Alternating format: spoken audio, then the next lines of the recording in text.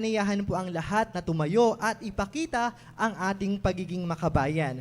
Sama-sama po nating awitin ang pambansang awit ng Pilipinas, ang Lupang Hinirang. Susundan naman ito ng mataimtim na panalangin sa pamamagitan ng isang audio-visual presentation. Mga kababayan, ang pambansang awit ng Pilipinas.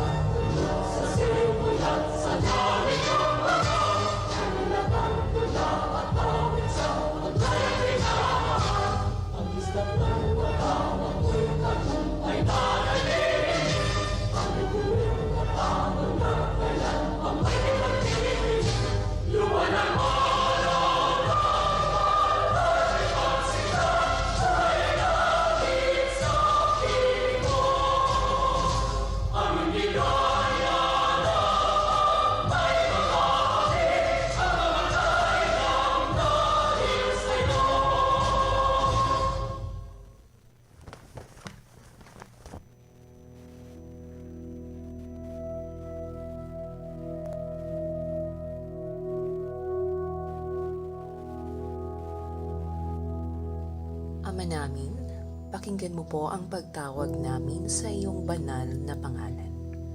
Basbasan mo po ang aming pagtitipon at kami kaluguran mo sa araw na ito. Pagyamanin mo po, Panginoon, at maging nakaayon sa iyong kalooban ang aming pagkikita-kita mula sa simula hanggang katapusan. Masalamin nawa namin ang layunin mong dakila sa aming buhay at may sagawa namin ngayon ang aming mga gawain na may kabutihan at pag-ibig sa aming kapwa.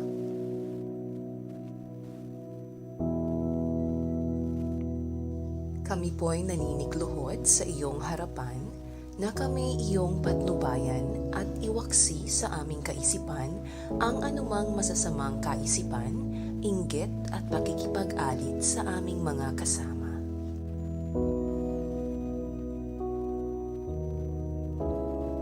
Bigyan mo kami ng sapat na lakas at katalinuhan upang maibahagi naman namin ang aming makakaya sa aming mga kasama sa pagtitipon na ito.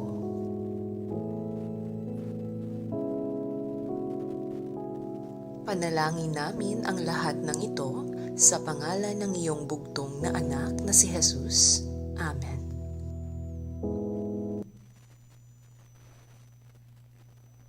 Maraming salamat po at maaari na po tayong maupo.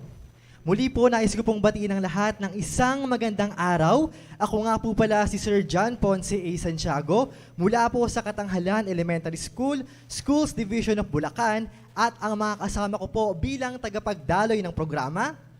Ako naman po si Miss Mary Ann Ablihan mula sa SDO Caloocan, Bagong Silang High School. At welcome po kayo sa ating launch ng 2022 Oplan Balik Eskwela Command Center and Press Conference na may temang Kapit Bisig para sa mas ligtas na balik-aral. Balik Eskwela or balik-aral. Live na live kasi tayo kaya na may tema po ang ating 2022 Oplan Balik Eskwela Kapit Bisig para sa mas ligtas na balik-aral. Ayun, nakuha na natin, partner. Speaking of Balik Eskwela at Kapit Bisig, pinapatunayan po niya na sama-sama po tayo ngayong araw na ito na ang bawat isa ay nagbabayanihan, nagkakaisa at nagkakapit bisig para sa pagbabalik-aral ng ating mga mag-aaral. Oo, partner, kitang-kita naman natin ang pagpapahalaga ng ating mga partner agencies para maihatid sa mga learners natin ang isang makatarungan, naaabot at dekalidad na edukasyon para sa bawat batang Pilipino. At sa kabuuan nga partner, no, mayroon po tayong 17 partner agencies para sa 2022 Oplan Balik Eskwela. Katuwang ng Department of Education, sila ang isa sa magsisiguro na maayos ang pagbabalik-aral sa lahat ng aspekto tulad ng kalusugan, kaayusan, kapayapaan, kaligtasan, transportasyon, komunikasyon at serbisyo.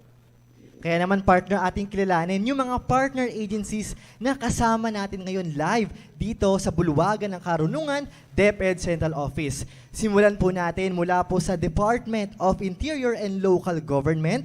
Kasama po natin si Undersecretary for Plans, Public Affairs and Communications. Good morning po, Attorney Margarita N. Gutierrez.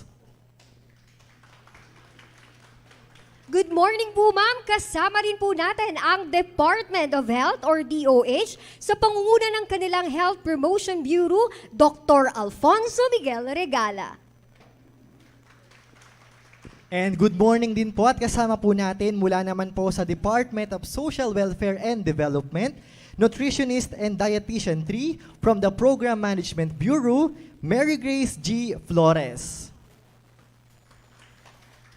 Isang magandang umaga po ma'am. Kasama rin po natin dito ang Department of Transportation or DOTR sa pangunguna po ng kanilang Chairman of Land Transportation Franchising and Regulatory Board, Attorney Cheloy Velicaria Garafil.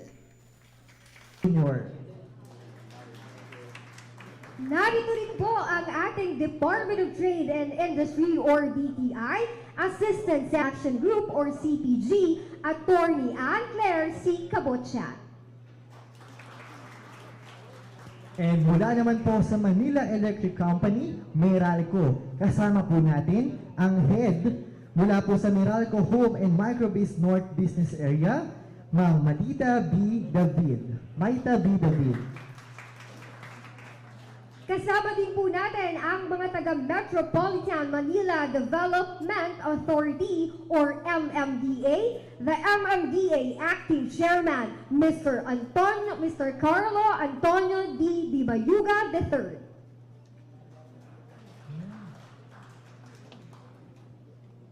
And mula naman po sa Philippine National Police, ang PNP po ay katulong din natin dito. Siya po si Deputy Director mula po sa Directorate for Police Community Relations, Police Brigadier General Arnel Amor Libed.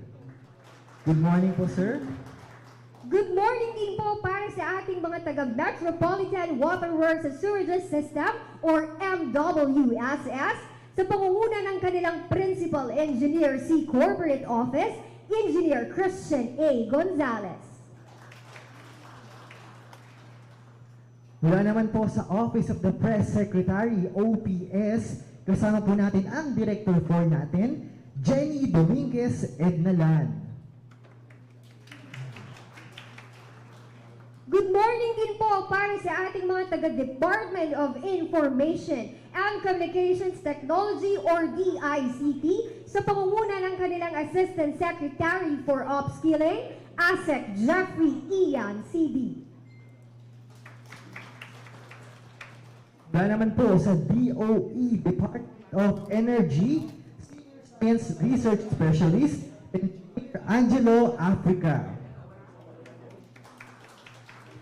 Good morning din po para sa ating mga taga-National Telecommunications Commission or NTC, ang kanilang Chief Services and Interconnection Division Regulation Branch, Engineer Rubel B. Valieros. And mula naman po sa Philippine Atmospheric Geophysical and Astronomical Services Administration, PAG-ASA. Kasama po natin ang Chief from the Weather Division, Sir Juanito S. Galang. And lastly, para sa ating mga partner agencies, we have from the Department of National Defense or DND, Office of Civil Defense, we have the Officer in Charge, Public Affairs Office, Mr. Mark Cashin Timbal. At alam mo, partner, hindi lang ang ating mga media partners at partner agencies ng DepEd ang narito. Full blast tayo dahil nandito rin ang ating mga EXICOM from Department of Education. Nangunguna ang ating Assistant Secretary for Youth Affairs. We have Dr. Dexter Galban. And good morning din po sa ating Assistant Secretary for Curriculum and Instruction, Alma Ruby Torio. Isang magandang umaga din po para sa ating Assistant Secretary for Alternative Learning System or ALS, Mr. G.H. Amba. I stand corrected, it's G.H. Amba. Miss G.H. Amba. Good morning po, Ms. Ambat. And also we have the Undersecretary for Curriculum and Instruction, Sir Jose Ernesto Gabiola.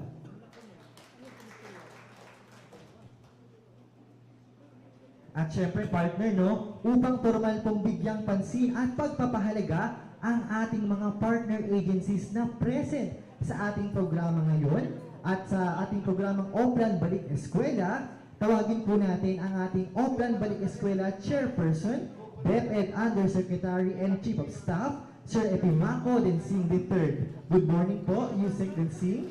Isang magandang umaga po, Yusek Densing. Magandang umaga po sa ating lahat. Mula sa ating pangalawang Pangulo at kalihim ng Kagawaran ng Edukasyon, gusto ko sanang i-welcome kayong lahat sa paglulunsad po ng ating command center para sa Oplan Balik Eskwela. Gusto ko rin batiin ng isang magandang umaga ang ating mga kasamang pangalawang kalihim at kawaksing kalihim ng Departamento o Kagawaran ng Departamento ng Edukasyon, ng iba't ibang ahensya ng gobyerno na kasama natin ngayong umaga.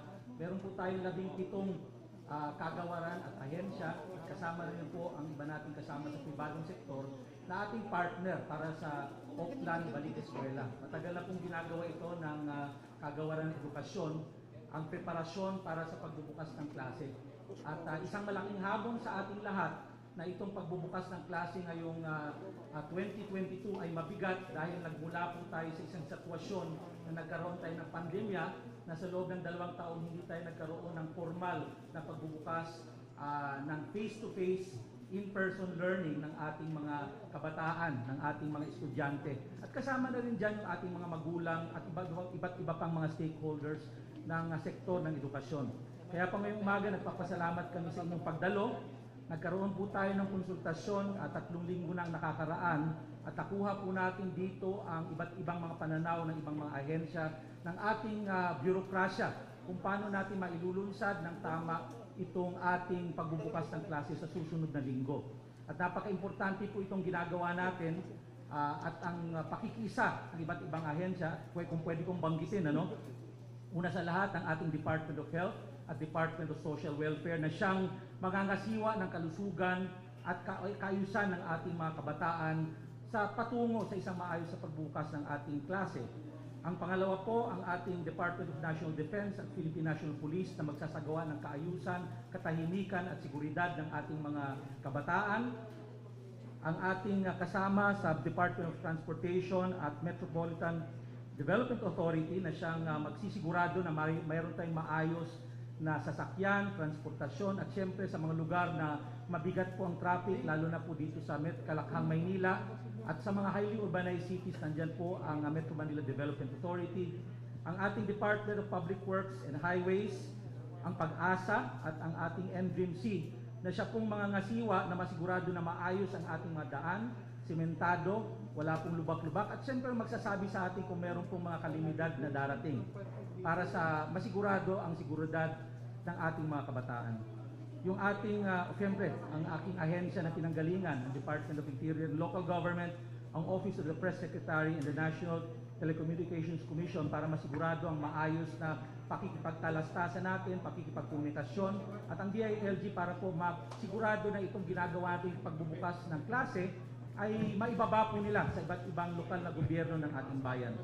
At siyempre po, nandiyan po ang Department of Energy, Department of Information and Communications Technology, the Department of Trade and Industry, Meralco at Metropolitan Waterworks and Sewerage System. Sila po ang mga ahensya na bibigay ng serbisyo sa ating mga paaralan para may sigurado may kuryente, may energy at siyempre may tubig na maayos para gagamitin ng ating mga estudyante.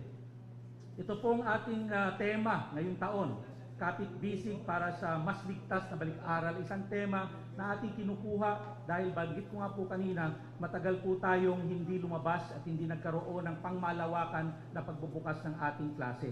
At ngayong August 22, sa susunod na linggo, sa susunod na Lunes po, napaka-importante na meron tayong maayos na command center para siya po ang dudunog at maririnig ang lahat ng mga reklamo, lahat ng mga komunikasyon, para po madali po nating tugunan ang mga pangangailangan ng ating mga estudyante, mga magulang, mga guro, at ang pangangailangan ng publiko. At importante dito ay napapag-usapan po natin ngayon po lamang na ilulunsad po natin ito, ay magkaroon ng kaayusan na ang itong hamon na ating gustong tahakin dahil malawakang pagbubukas po ito ng klase maging pribado o publiko. Although sa inyong kalaman, meron na rin ilang mga pribado at publikong paaralan na nagbukas dahan-dahan, pero ngayon po, base po sa Department Order 34 na ikinalabas at pinirmahan po ng ating Pangalawang Pangulo at kalihim ng Kagawaran Edukasyon, Madam Sara Duterte,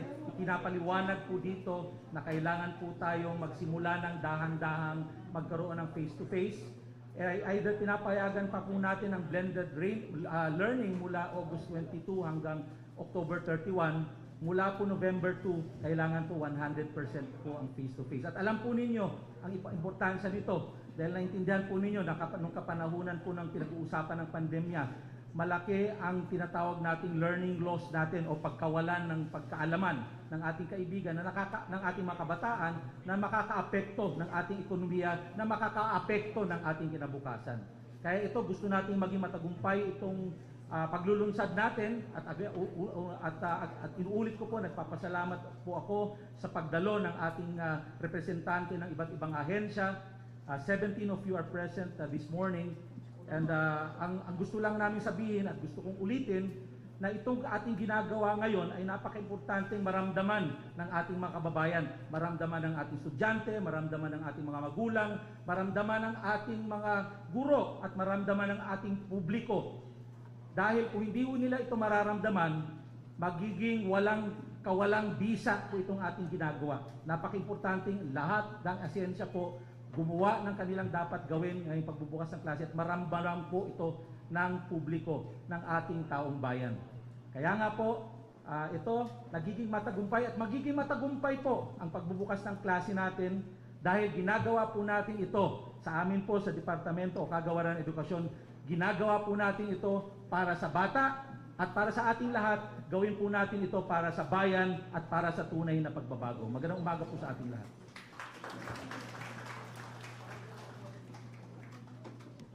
Maraming salamat po, Yusek Densing. At tama po ang inyong sinabi, no? Malaking bagay po itong ginagawa nating Oplan Balik. Excuse me. Gusto po natin tawagin ang presensya ng ating Pangalawang Pangulo at kalihim ng Kagawaran ng Edukasyon, Madam Sara Duterte.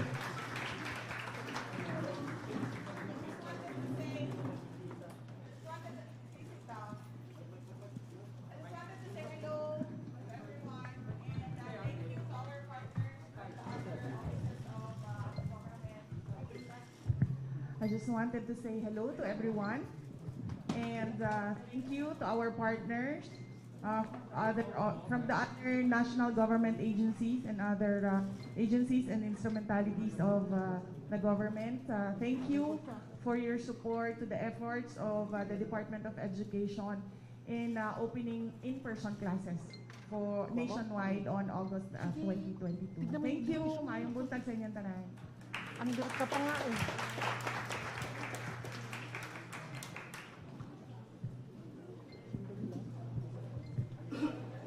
Maraming salamat po, Vice President and DepEd Secretary Sara Duterte para po sa inyong inspirational message. Ang mensahe pong ito ay magbibigay pag-asa para sa ating mga mag-aaral, sa ating mga paaralan, lalo pat napapalapit na po ang ating face-to-face classes. Ngayon naman po ay inaanyayahan natin ang ating OBE Co-Chairperson, Undersecretary for Governance and Field Operation, Attorney Ramsey Escobedo, upang bigyan niya tayo ng overview kung ano ang magaganap para sa ating Oplan Balik Eskwela. Magandang araw po, Yusek Ramsey. Magandang umaga po sa ating lahat.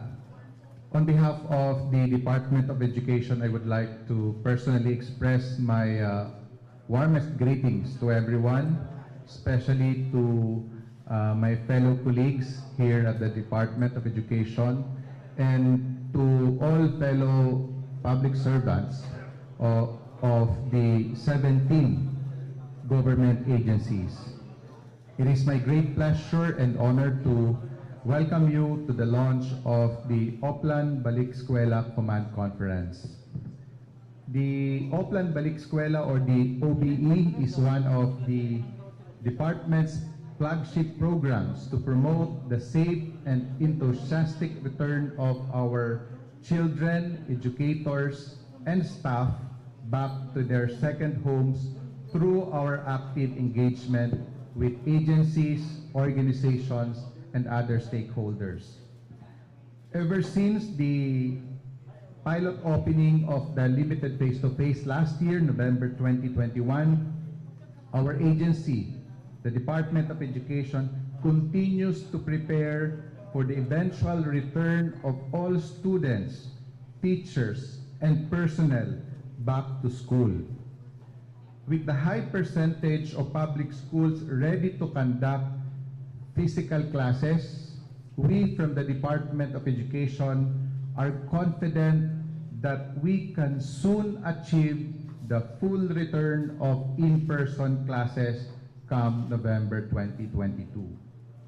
For this year, with the theme Kapit Bisig para sa mas ligtas na balik-aral, the OBE aims to strengthen DepEd's call towards a safe reopening of classes nationwide and to highlight our community's shared responsibility to ensure the delivery of quality basic education that is both liberating and accessible to all our Filipino lifelong learners in the country. And towards this end, DepEd focuses on the three main goals. First, address the problems and concerns encountered during the reopening of classes by providing assistance and information. And then second, monitor the smooth and orderly reopening of classes. And then the third, strengthen the partnership between and among government agencies and the private sector providing public service. All of us have our own roles and responsibilities in the development of the learning ecosystem for our lifelong learners. And to address the various concerns in this regard with the ongoing COVID-19 pandemic, other diseases and mental health concerns, our partner from the DOH is ready to offer their medical expertise that guides us to implement the necessary health precautions. DSWD is also our close partner in ensuring the welfare of our children through social amelioration, child protection, and other relevant programs. The DND and the PNP ensure that peace and order in school areas are upheld. The DPWH is tasked to do the repair and maintenance of the school buildings, pedestrian lanes, drainages, and other infrastructures. For weather and disaster updates, the PAG-ASA and NDRRMC are always alert and immediately issue advisories to guide our stakeholders on the needed preparations depending on the situation. The DOTR plans our safe and efficient transportation routes for our students and teachers. the MMDA helps out in the traffic management for the smooth travel of our children. The DOE, Meralco, MWSS, DICT, and DTI ensure the smooth delivery of utilities such as water and electricity, nourishing not only the minds of our lifelong learners, but also ensuring their comfort. Lastly, DILG, OPS, and NTC assure us that communication between learners, teachers, and the community is always open and available. This year's Oplan Balik Eskwela will be co-chaired by our Undersecretary and our Chief of Staff, Efimaco Dinsing III, and yours truly, and the DepEd spokesperson and past director, Attorney Mike Poa, as Vice Chairperson. Under this leadership, I am confident, we are confident, that this year's OBE will undoubtedly be a success that will be a stepping stone for future OPEs. To ensure the fulfillment of their objectives of the department of this year's OBE, DepEd launches 3 main activities. First, the Command Conference. The second, the National School Opening Day Program. And the third, the launch of the Public Assistance Command Center. A command conference among the DepEd officials, partner agencies from the public and private sectors, media, and other stakeholders will be held here at the Bulwagan ng Karunungan today to safeguard and ensure the readiness of the academic community. Second, on August 2022, that will be next week, DepEd shall conduct a national program, the NSODP, to feature school opening activities and OBE initiatives. Field offices and schools may tune in to the live broadcast via the official live stream of the department on the DepEd Facebook page. Lastly, simultaneous with the command conference today is the launch of the Public Assistance Command Center. An OBE PACC shall be set up at the central office, regional, and school division offices through its public affairs unit from August 15 to 26, 2022. The OBE PACC aims to provide immediate virtual assistance to enrollees and their parents by answering their queries during the enrollment period by receiving, processing, responding to simple queries, information requests, and complaints from the general public. Second, assisting in the dissemination and clarification of DepEd employees. And then the third, correctly identifying and coordinating with the concerned DepEd offices. And lastly, monitoring, documenting, and submitting reports on all issues and concerns received by the OBE PACC. Teleresponders will attend to the callers with queries, complaints, problems, or requests concerning school opening and other education matters. They will submit the daily morning and afternoon reports to the Secretariat for consolidation and evaluation. As part of the campaign to mobilize our teleresponders in the most effective way possible, they will be readily accessible through email, text messages, and social media. The Secretariat and the monitoring team will oversee and supervise the daily operations of the OBE, consolidating reports from the OBE PACC to submit to our Vice President and Secretary, Ma'am Sara Duterte. They are also tasked with the documentation of the OBE. Meanwhile, Logistics and support will handle all financial requirements of the OBE, such as food for the volunteers, physical arrangement and setup, security, sound system, teleportation, registration and attendance, and supplies and equipment.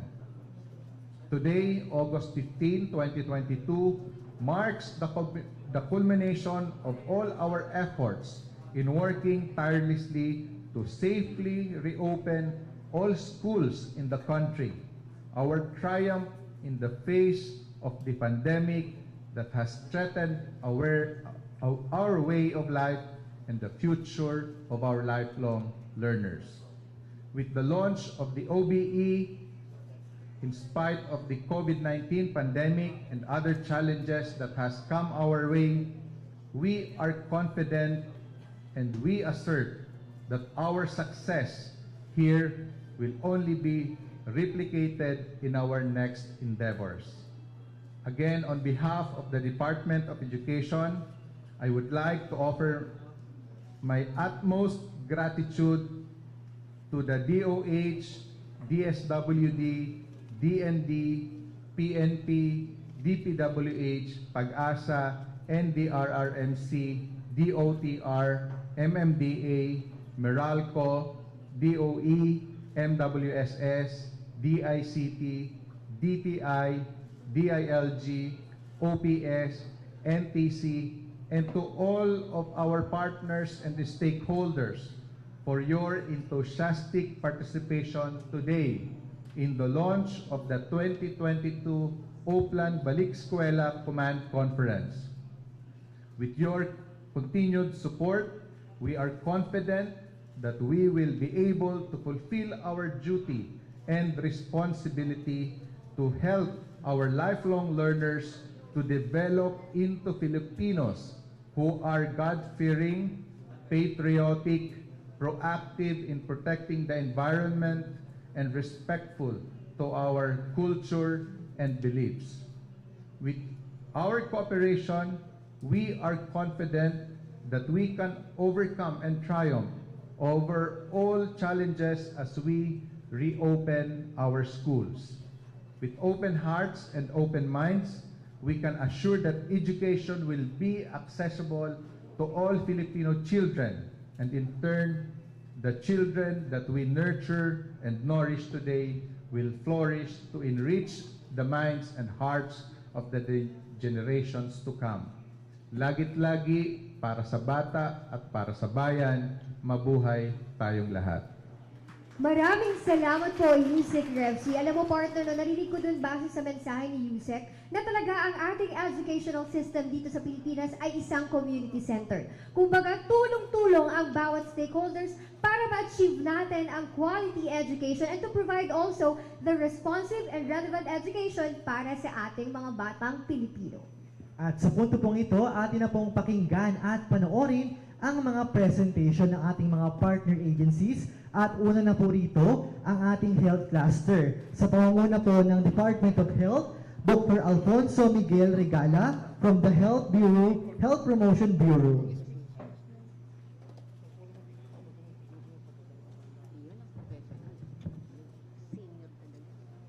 Hi. Hello. Good morning. Can we pull up the slides po? Yeah. Okay, so good morning to everyone. So the Department of Health is supporting and coordinating with the Department of Education to build confidence for face-to-face schooling.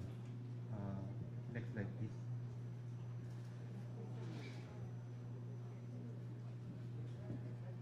First, we need to update the protection from COVID-19 through facilitating vaccination.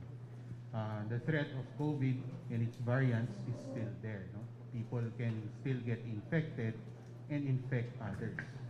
This is why we aim to bring vaccination closer to everyone, no? Including our teachers, learners, and parents through our settings-based strategy. And this includes our communities, our schools, our places of work, and places of worship, among others. But it's not just COVID COVID-19 that we need to be wary of. No? We also recommend to update routine immunization for the school community to be protected against other infectious diseases and not just COVID-19. These vaccines are already being used since before the pandemic and have been proven safe and effective with decades of experience. Lastly, our collaboration with regional offices, provincial offices, and local governments for vaccination events and launches to raise awareness and risk perception for COVID-19. Second, next slide, is to ensure school safety through the continued practice of the minimum public health standards. Vaccines alone or the MPHS alone cannot be the solution for our protection. They must be done together. So the department has continued coordination to provide inputs to our operational guidelines for face-to-face learning, since the pilot and the expansion.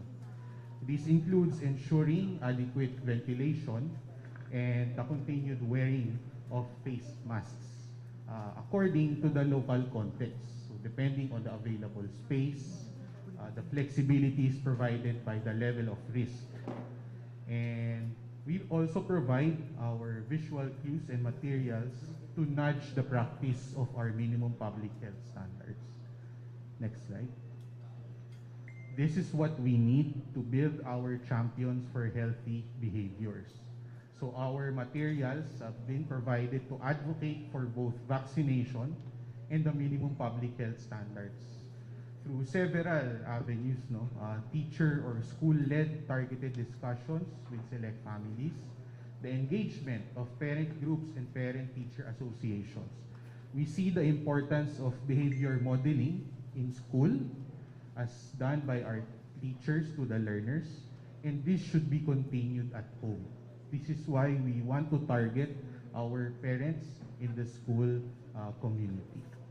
So our Be the Kid campaign materials, which you've heard earlier, it focuses on students and learners, while our Pinas Lakas campaign focuses on our teachers, parents, and other staff that are returning to work. Lastly, on a more medium term intervention, we aim to ensure our children are healthy in healthy learning institutions. So earlier this year, the Department of Health issued our guidelines on the healthy settings framework for learning institutions with several education government agencies, including the Department of Education. Together with the DepEd, we started the pilot of this HLI framework in 9 LGUs and 273 last-mile elementary schools starting June.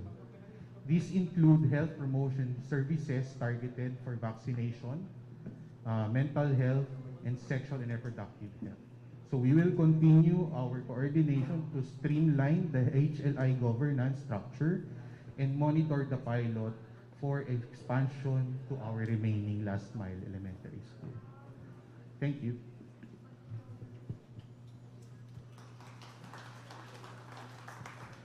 Atin po napanood ang presentation mula po sa Department of Health.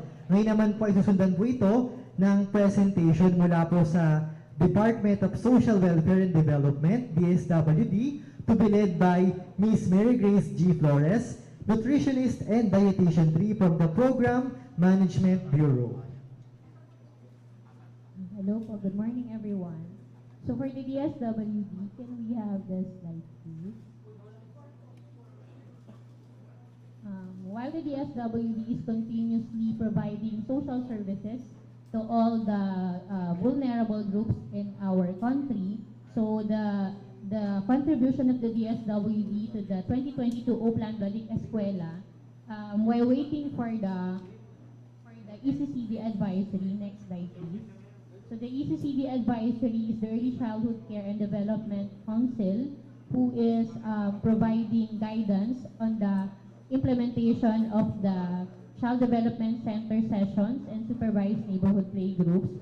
So at this point, since we are preparing for the opening of the classes for the children below 5 years old, the DSWD is conducting social preparations for the conduct of the supplementary feeding program. So next slide, please. Which is the provision of food in addition to the regular meals to currently enrolled children in Child Development Centers or CDC and supervised neighborhood playgroup. And this is part of the DSWD's contribution to the ECCD program of the government. And currently, the program is on its 12th year of implementation. So we call it 12 cycle. So this is implemented nationwide on all the 17 regions in the Philippines, including our brothers and sisters in Bangsamoro Autonomous Region of Muslim Mindanao. The social preparation being conducted at this point are the simultaneously signing of the Memorandum of Agreement and the Memorandum of Understanding to our implementing local government units, of course with the help of our DALG. And at this point, we are also finalizing the master list of the enrollees since our children are those below 5 years old and the range of the age is 2 to 5 years old. And currently, the procurement of the hot meals is being conducted as well as the procurement of our fresh milk, which is being conducted with the help of our National Dairy Authority and our partner, the Philippine Carabao Center. So this is also being conducted in all areas in the Philippines in the 17 regions nationwide. And the orientation of the program is also being implemented simultaneously with the help of our social worker in the local government unit and our child development center. So we are expecting, just like last year, the session for the ECCD commenced on September. So while waiting for the ECCD Council's advisory, these are the social preparations being conducted by the department. Thank you. Maraming salamat po, Ms. Mary Grace G. Flores. Sunod naman po ay ang ating partner agencies para sa pagpapatupad ng peace and order. Kasama po natin dyan ang ating Philippine National Police or PNP, Police Brigadier General Arnel Amor Libed, Deputy Director of the Police Community Relations. Good morning, sir. Allow me to remove my mask. To Yusek Pimaco Densing III, sir, and Yusek Reyes Cobedo, good morning, sirs. And to all fellow stakeholders and partner agencies of DepEd and members of the media, good morning.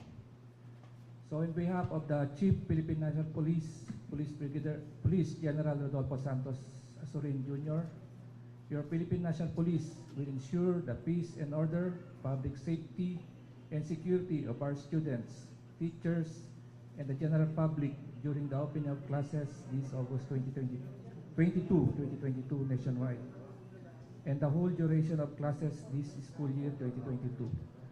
With the current peace and order security framework of the PNP being implemented, the M+K+K equals K, or the malasakit, kaayusan, at kapayapaan tungo sa kaunlaran, your Philippine National Police, in coordination with the DepEd, the LGUs, and other stakeholders, will intensify coordination, collaboration, and law enforcement activities towards a safer environment for our students.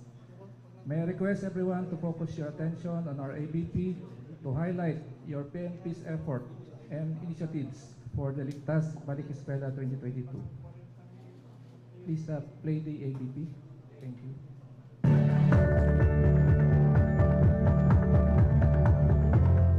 To ensure peace and order and public safety during the opening of school classes nationwide, the Philippine National Police intensified the law enforcement activities at learning institutions, transportation hubs, and places of convergence to prevent and suppress the occurrence of crime incidents wherein students, teachers, and parents and guardians are vulnerable to different crimes.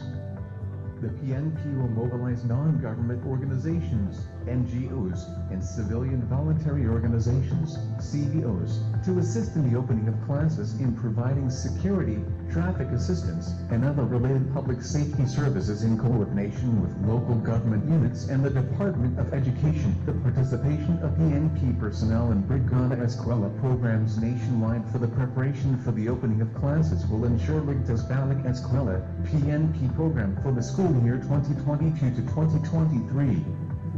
The following initiatives and preparations of the PNP for the opening of classes nationwide. PNP Police Assistance Desk, PADS. The PNP provides PADS nationwide with detailed personnel to public and private schools to ensure peace and order for the whole learning period of the students and smooth conduct of affairs by the school management. Pnp Advocacy in Schools. The Bisita Eskwela I Am Strong was started in 2018 in partnership with the Jamie V. Oplan Foundation, which is also conducted through virtual Bisita Eskwela dubbed as Project Vibes.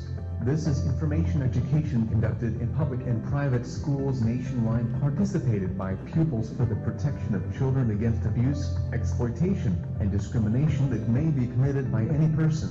Some laws that have been part of information education were the RA 9262 Anti-Violence Against Women and Their Children Act of 2004, the RA 10627 Anti-Bullying Act of 2013, the RA 10364 Expanded Anti-Trafficking in Persons Act of 2012, and the RA 9344 Juvenile Justice and Welfare Act of 2006. In addition to this program, there are donations of hygiene kits for protection of pupils and to adhere to current health protocol.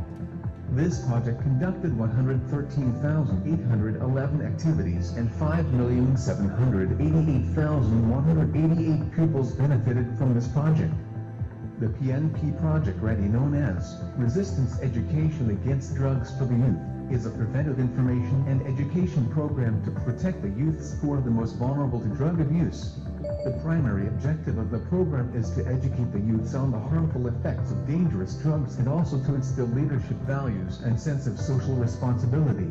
This information and education program is cost-effective and responsive to local setting, targeting elementary and high school pupils and out-of-school youths in the community.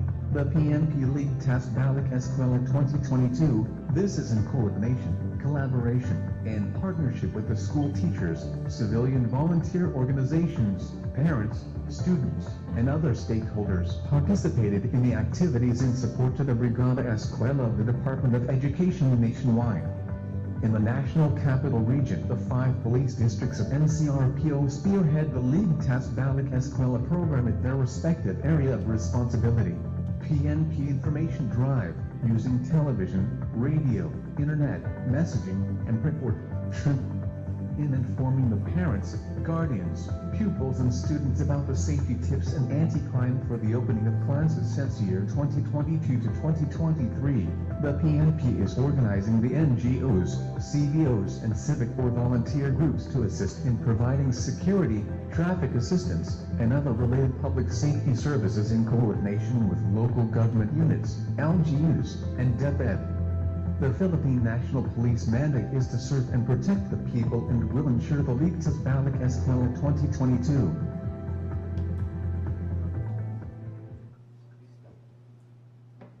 Thank you, sir. That's all for the Philippine National Police.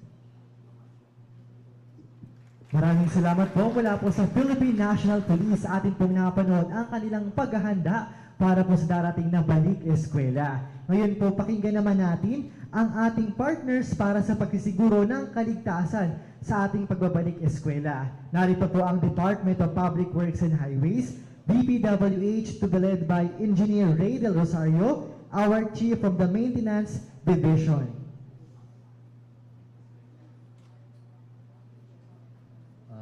Ako na po ang mag-present, si Asik John Mulano. Okay, so the DPWH is participating regularly in the annual Balik Eskwela program for school year 2022 to 2023. Next slide. This is an offshoot of the letter of Yusek Sibilia when we learned that there will be a Balik Eskwela program again for August 15 to 26. So we ordered our regional and district offices nationwide to coordinate with respective school heads in the respective areas to give priority activities for disinfection of schools and its surroundings, repair of wash areas, painting of pedestrian lanes near fronting the school, declogging of drainage, cleaning of manholes, repair of entrance gates, repair of dilapidated chairs and classroom ceilings, trimming of trees, and fixing of electrical facilities.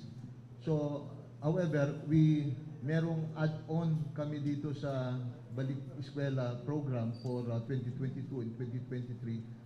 We require our district officers to identify 2 schools, each district office, yung do sa mga remote areas where we can do some outreach program. Dito may tree planting, provision of school supplies for enrollees, kids haircut, may food packs, may recycling program, may school grounds improvement, may book donation, tsaka face masks and alcohols and others na dinidistribute.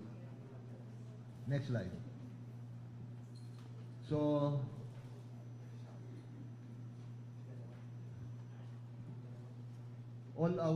next slide please. All our regional and district offices are now coordinating with the public elementary and high schools nationwide to support the conduct of the Oplan Balik Eskwela of DepEd.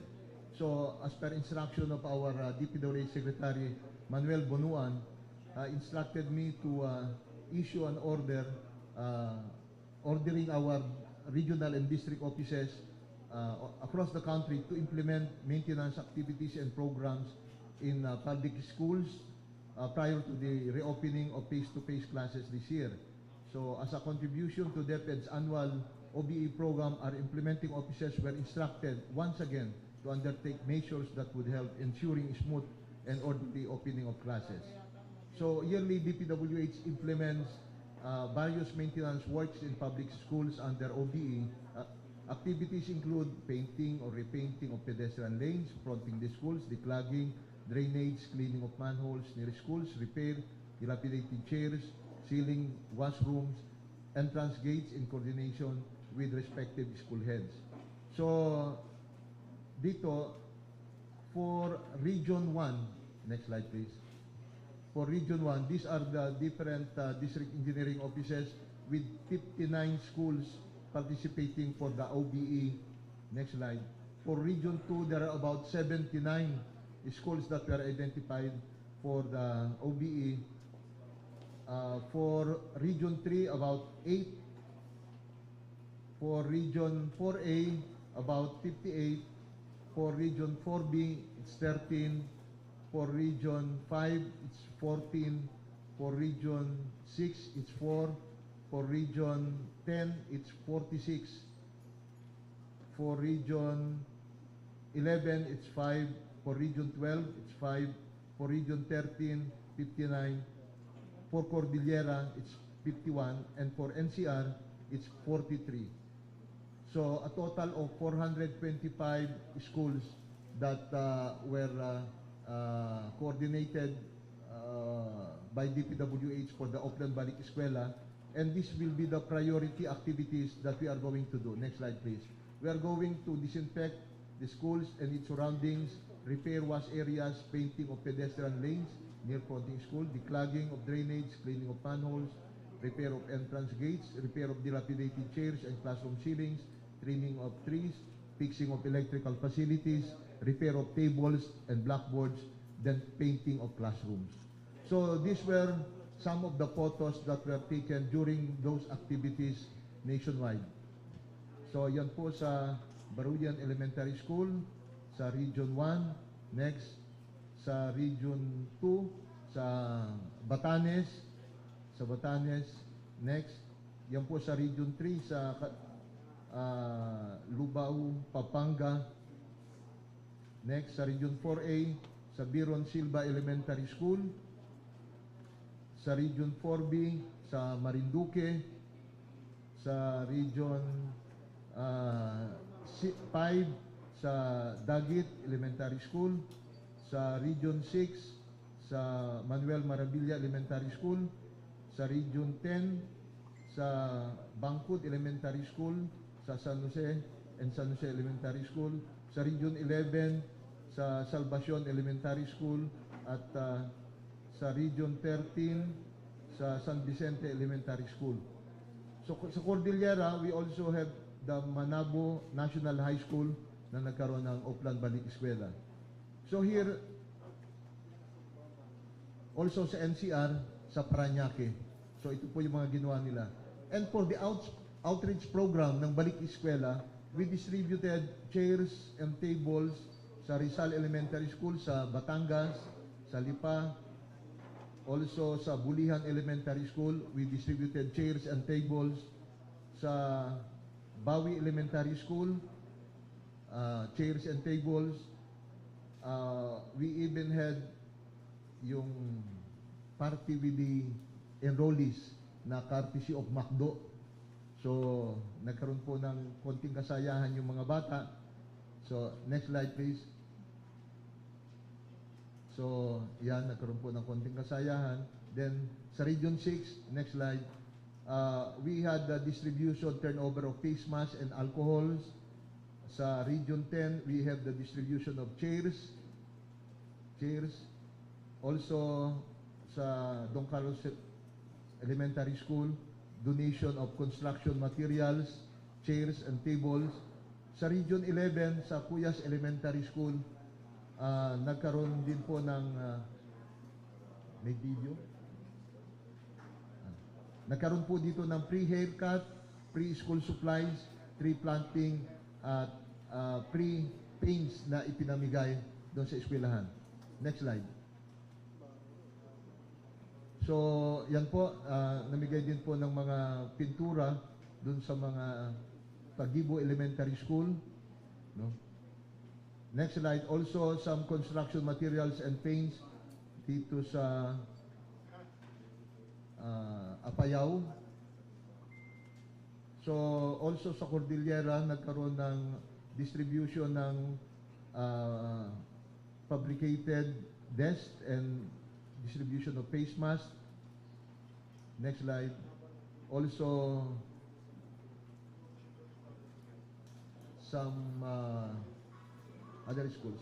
Ngayon, there is an earthquake damage that we... Next slide, please. Next slide. We also help in assessing the earthquake damage in public schools in Region 1, wherein the number of school damage there is about 205. Estimated cost of damage is about 95.89 million. And estimated cost of restoration is 281 million in Region 1. For Region 2, nagkaroon po ng assessment doon on schools wherein 21 schools were found to be unsafe, restricted for use, while the remaining 329 school buildings only manifested minor cracks on the walls.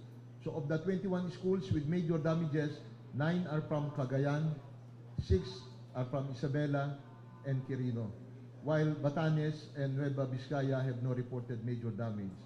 So the corresponding 21 million is urgently needed for the immediate repair of the 21 schools reported with major damages. So sa Cordillera naman, where we had the epicenter, the total cost, estimated cost of damage is 3.8 million. However, the estimated cost of restoration is about 5.9 million. So that's all po sa report ng DPWH on the Balik Eskwela program. Thank you po. Maraming salamat po, Assistant Secretary Antonio V. Molano Jr. mula po sa Department of Public Works and Highways. Ngayon naman po ay ating panoorin at pakinggan ang presentation mula po sa Pag-asa, ang Philippine Atmospheric, Geophysical, and Astronomical Services Administration, to be led by our Chief from the Weather Division, Sir Juanito S. Galang. Magandang umaga po sa ating lahat. in behalf of Pag-asa, we're going to present some information na maaari po makatulong, hindi lang dito sa school opening, pati na rin po sa preparation or sa buong school year ng 2022. Kasama ko rin po pala rito umaten yung Pag-asa Regional Services Division Chief ng National Capital Region, si Dr. Bonifacio Pawelas. Nandiyan po siya sa likod. Next slide po. So, ito po yung outline ng presentation. Next slide po. So, just to give you an idea, lahat po ng bagyong dumaan sa ating Philippine Area of Responsibility, simula 1948 hanggang 2021, kapag ipinlat po natin, halos ganyan po yung makikita natin. Halos wala lang pong gano'ng naapektuhan itong bandang southern part ng Mindanao, pero itong Luzon, Visayas at northern part ng Mindanao halos natatakpan na po ng bagyo. So in total, 935 tropical cyclone po ang dumaan sa atin from January to December 1948 to 2021. Next slide po. So ito naman po, pinlat namin yung bagyo lang sa August mula 1948 hanggang 2021. So a total of 126 tropical cyclone ang dumaan po sa atin. Next slide po. So for the school opening, August 15 to 26 of the month of August, mula 1948 to 2021, pinlat din po namin 48 tropical cyclone ang dumaan po sa ating Philippine Area of Responsibility. Next slide po. So, kung makikita po natin yung right figure mula January hanggang December, yan po yung normal na bagyo, yung mga track na from January to December. So mapapansin po natin dito na mula July, August, September, October, November, halos dumadami po talaga yung tropical cyclone occurrences dito sa ating bansa. So yung first image, yung upper left, yun po yung forecast natin for August, September, October, November, December, and January. So this August, 2 or 3, as well as September 2 to 4 ng October, 2 to 3 ng November, 1 or 2 ng December, at hanggang isang bagyo po sa January 2023. So base po dito sa graph, dito sa bandang ibaba na bandang July, August, September yung peak talaga ng bagyo dito sa ating bansa. Next slide po. So ito po information lang ng mga normal rainfall. Ibig sabihin po, 30-year average po ito ng mga paulan o rainfall dito sa buong bansa. So makikita po natin sa mga susunod na image mula January hanggang December, generally maulan po yung buong Pilipinas talaga. Nagkakaroon lang po ng concentration, kung saan ang concentration ng paulan. So for January and February, makikita po natin na yung eastern section ng ating bansa mula Luzon, Visayas hanggang Mindanao ang concentration ng mga malalakas na concentration ng mga paulan. This is due to the occurrence po ng northeast monsoon na yung amihan natin. Next slide po. So March and April, makikita po natin medyo huminang konti, pero ang concentration pa rin po dito sa may eastern section ng ating bansa. Next slide po. For May and June, medyo nag-balance na. Pumapasok na po rito yung southwest. Kaya kung makikita po natin halos kalat na yung mga paulan. At mapapansin po natin sa bandang June, nagsishift na dito sa western section ang concentration ng mga malalakas na paulan. Next slide po. During July and August, very significant na po yung concentration. Makikita po natin dito sa may eastern part ng Luzon, ang malakas na yung paulan, pati na rin po yung Visayas. Next slide po. So September, October, ganun pa rin po, apektado pa rin ng southwest monsoon, kaya nandito pa rin sa western section ang concentration ng mga malakas na paulan. So October, nagkakaroon ng transition period, kaya kumakalat na naman ang mga paulan. Next slide po. So for November, December, nagsisip po uli sa may eastern section due to the northeast monsoon. Next slide po. So ito po yung mga Pag-asa early warning system. Next slide po. So meron po tayong thunderstorm advisory, yung thunderstorm warning level mula information, watch, and advisory. Ito po yung ini-issue ng mga PRSD offices natin every 3 hours. Next slide po. So meron din po tayong heavy rainfall warning system. Ito po yung may kulay na. Meron po tayong yellow rainfall, orange, and red rainfall warning. Next slide. At minodify din po natin yung ating tropical cyclone wind signal. Simula this March, in-implement na po natin yung bagong classification, pati yung signal. Next slide po. Ito na po yung ating bagong, ito yung revised category, yung ating super typhoon category, binabaan na rin po natin sa 185 km per hour or higher. Dati po kasi nasa 225 km per hour yung ating super typhoon category. Next slide po. So, next slide po. So para sa additional information, maaari po mag-visit sa Twitter ng DOST Pag-asa, sa Facebook, DOST_Pag-asa, at sa YouTube, DOST Pag-asa Weather Report, at yung website po namin, bagong.pagasa.dost.gov.ph. At para po maka-receive nung mga heavy rainfall warning, yung sinabi ko kanina, pwede po magbigay ng either Viber number or email address para po mabigay natin ng mas mabilis ito pong warning na inilalabas po ng Pag-asa. Yun lamang po, maraming salamat po. Maraming salamat po, Sir Juanito S. Galang, para po sa inyong presentasyon patungkol na po sa ating pagsisiguro ng kaligtasan.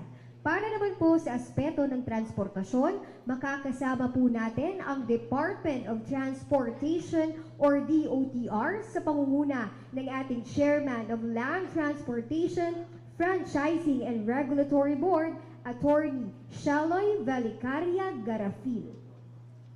Yusek Dancing, Yusek Escobedo, Attorney POA, and all the representatives ng ating partner agencies ngayon and members of the media, good morning po sa inyong lahat. With your permission, in behalf of USEC Stephen Pastor, please allow me to present to you the updates on the initiatives being undertaken by the DOTR in preparation for the in preparation for the opening of classes next week and the face-to-face classes in November. Next slide, please. As already mentioned, the formal opening of classes will start on Monday, and we expect that 100 in-person classes by November 22 will be implemented, since other modes of learning such as blended learning will not anymore be allowed. Next slide, please. So the objectives of the DOTR to ensure a safe, efficient, comfortable public transport system to our commuters and our students are the following. Ensure sufficient supply of PUVs to meet the anticipated increase in passenger demand. Ensure route responsiveness to the influx of students returning to face-to-face classes. Strict implementation of road traffic laws to prevent unwanted injuries on the road. Promote the use of active transportation for students and teachers going to and from school. Provide free rides to students through the Libreng Sakay program in the EDSA busway and LRT2, and strictly implement the 20% fare discount for students during weekdays, weekends, and holidays. Next slide, please. So to implement these objectives, we have the following road sector initiatives. Our main focus is to improve the deployment of PUV units.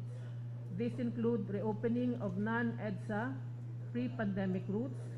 For these routes to be responsive, we are identifying appropriate endpoints and transfer points for selected PUB routes to cater to different areas in Metro Manila. In support of this, as already mentioned, we will open additional routes to ensure that the increase in passenger demand will be met with enough supply of PUVs. To supplement PUV deployment, we have allowed the resumption of school bus operation not only in NCR but all over the country. In support of our school bus operators, we have waived their penalties for non-confirmation of their units for the 2 years that they have not been operational, and extended the lifespan of units that have reached 15 years to another 2 years to help our operators and drivers. Road safety is also one of our top priorities. Hence, the implementation of the Balik Eskwela initiative with government enforcement agencies and road safety private partners to deploy enforcers at school zones nationwide. In the NCR, the LTFRB will set up 8 one-stop shop help desks in strategic areas around major school zones as early as August 17 to assist operators, drivers, and commuters alike on concerns regarding deployment of PUVs, as well as ensure that road users abide by existing road traffic laws.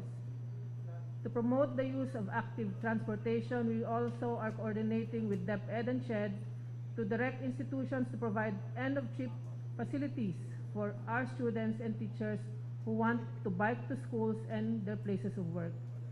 Lastly, we are strictly implementing the 20% fare student discount in PUVs, even in our train systems for students to avail of. Next slide, please. So based on the LTFRB distribution of land transport service report for May 2022, the LTFRB has allowed operations of most, if not all, units with CPC and even opened new routes to cater to the demand. In summary, there are 926 routes across 4 modes, meaning for the city bus, for the city P2P, for the jeepney, both traditional and modern, and UV Express. This represents 74,899 units. All in all, if we're going to add the TNVS, shuttle service, and the school transport system, we'll have 127,032 units. And for the school bus, we have 3,249 operating for this school year. Next slide, please. On the reopening of routes, we are for the retention of the EDSA busway with the original 550 units, and we are set to add 100 more units to be operated by another consortium. And as already mentioned earlier, we will restore with modification the pre-pandemic non-EDSA PUB routes and retain and modify the other operational GCQ routes to avoid multiple transfer of commuters. So in summary, these are the initial recommendations for the routes for retention or modification. For the PUB, we are adding or we are reopening 32 routes. For the jeepneys, 67 routes, and for the UV Express, 31 routes, or a total of 130 routes. Next slide, please. We still have the Libreng Sakay program in the EDSA busway, which will run until the end of the year, and the LRT2 for students, which will run from August 22 to November 4, 2022. Next slide, please. And as mentioned, the 20% discount will be strictly enforced in all PUVs. Next slide, please. And lastly, the LTFRB, the LTO, the DILG, the PNP, MMDA, and the IAC, and its enforcement personnel will be deployed at strategic PUV locations and school zones to ensure compliance of PUV drivers and operators with road traffic laws and health and safety protocols. That's all for the DOTR. Maraming salamat po, Attorney Sheloy. After the DOTR, we have the LTO, the Land Transportation Office, to be led by the Supervising Transportation Regulation Officer, Mr. Manuel Calima. Good morning po sa atin lahat. Ako po si Manuel Calima, Deputy Chief for Operation po ng Field Enforcement Division, Law Enforcement Service, LTO. Ito pa ang aming programa sa LTO Oplan Balik Eskwela 2022. Next slide, please.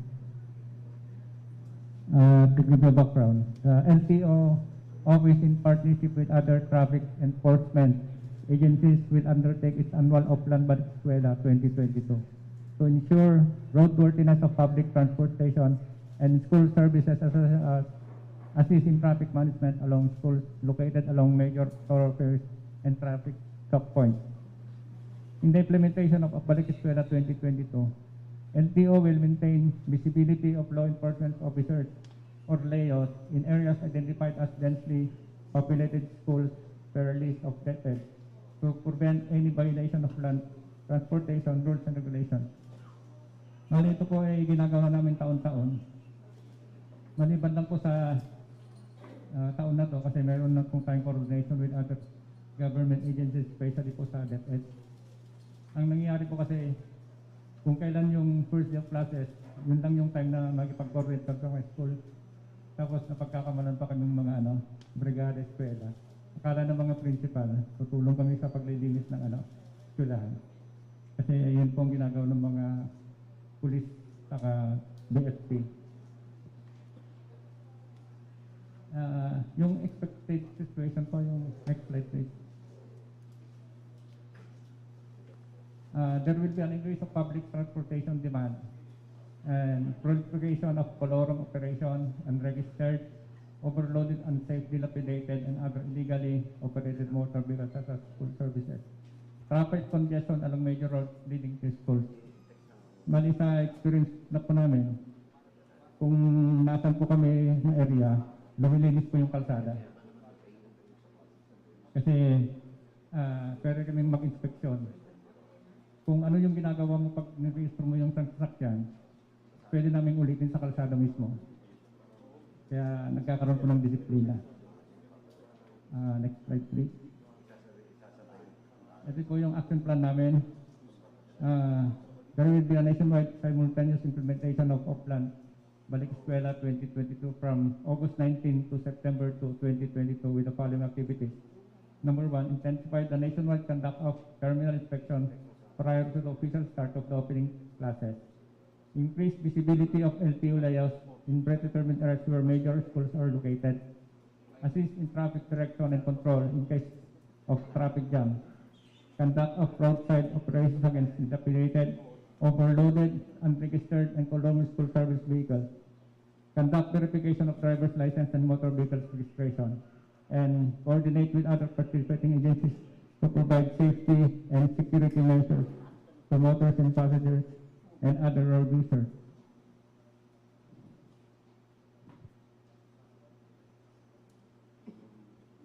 Next slide, please.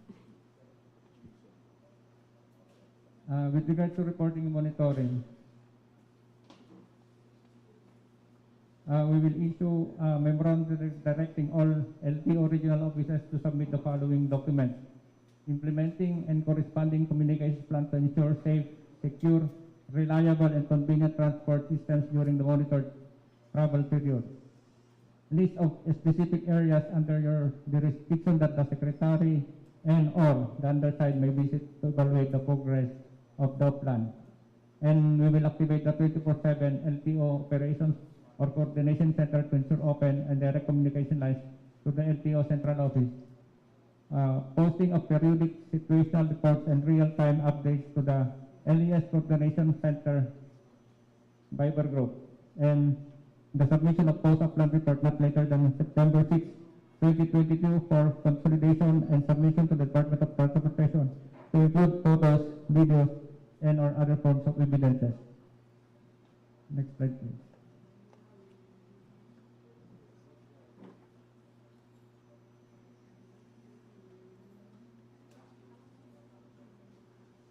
This will be the personal, our strength in the implementation of Oplan Balik Eskwela 2022. In Region 1, we have 36 enforcers, Region 2, 32, Region 3, 14, Region 4, 16, Region 4B, 73, Region 5, 92, Region 6, 13, Region 7, 4, Region 8, 74, Region 9, 44, Region 10, 35 enforcers, Region 11, 42, Region 12, 16, Caraga 8, CAR 13, NCR East 236, NCR West 16, Central Office 44 with a total of 808 enforcers. And patrol cars vehicles to be deployed. Region 1, 4, Region 2, 8, Region 3, 4, Region 4, A5, Region 4, B3, Region 5, 2, Region 6, 3, Region 7, 3, Region 8, 4, Region 9, 5, Region 10, 6, Region 11, 4, Region 12, 3, Caraga 2, CAR 4, NCR East 5, NCR West 3, Central Office 10, with a total of 78 patrol vehicles. Next slide, please. Next slide, please.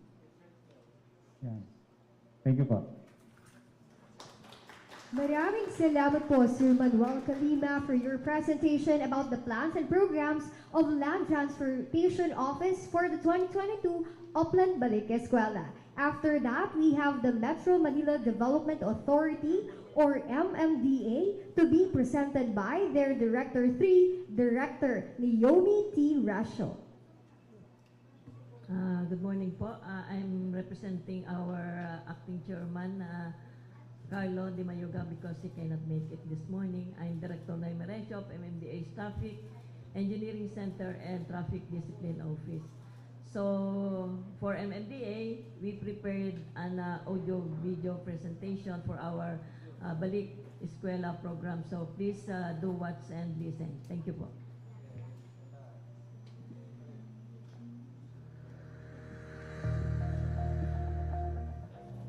MMDA Oplan Balik Eskwela 2022.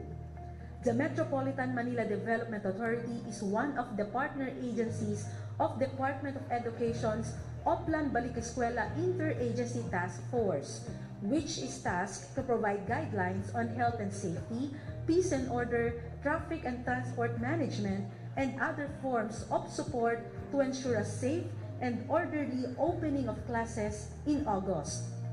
Operational Plan. The MMDA will deploy 2,238 personnel along major roads and within the vicinities of high-density schools in Metro Manila. Out of the 2,238 personnel, 581 traffic enforcers will be dispatched to 146 schools in the National Capital Region to ensure the safe resumption of 100% face-to-face classes. 7 ambulances and 40 tow trucks shall be on standby in case any untoward incident happens. A total of 6 buses and 2 military trucks are being deployed for the Libreng Sakay to help the public on their daily commute.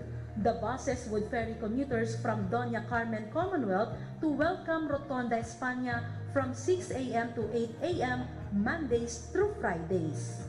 Meanwhile, the Pasig River Ferry Service, an alternative mode of transportation operated by the MMDA, continuously offers free rides for commuters. It operates from Mondays to Saturdays from 6 a.m. to 6 p.m. Traffic Enforcement Group. The MMDA's Traffic Enforcement Group is tasked to implement traffic rules and regulations. Metro-based, the MMDA's command center will also monitor 24/7 the traffic situation throughout the entire metropolis, supported by high-definition CCTV cameras installed at key locations. Last June, the MMDA met with the school administrators, parent-teacher associations, Philippine National Police, and local traffic bureaus in the National Capital Region to discuss road safety contingencies at school zones. Traffic Engineering Center. The MMDA Traffic Engineering Center is in charge of the application of thermoplastic pavement markings and installation of road signages within various public schools in the metropolis. Likewise, TEC personnel have also started installing informative road signs such as parking and no parking, school zone, and bully-free zone. SCOG and MPCG. Members of Sidewalk Clearing Operations Group regularly conduct road clearing aimed to remove obstructions encroaching the sidewalk. Moreover, the MMDA accommodated requests for assistance from schools in cleaning their premises. Personnel from the Metro Parkways Clearing Group conducted misting or anti-dengue operations, fogging, cleaning, roof gutter declogging, planting, and pruning of trees. Flood Control and Sewerage Management Office.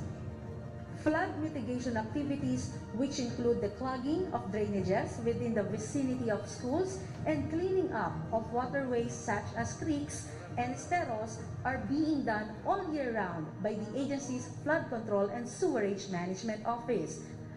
identified choke points. The MMDA is anticipating a slowdown of traffic during the opening of classes on August 22. Hence, additional traffic personnel would be deployed on identified traffic choke points with high number of students and vehicles, such as Immaculate Conception Academy, Xavier School, and La Salle along Ortigas Avenue, Philippine Science High School in Agam Road, Quezon City, Miriam College, and Ateneo de Manila University along Katipunan, Quezon City, and St. Pedro Poveda College on EDSA.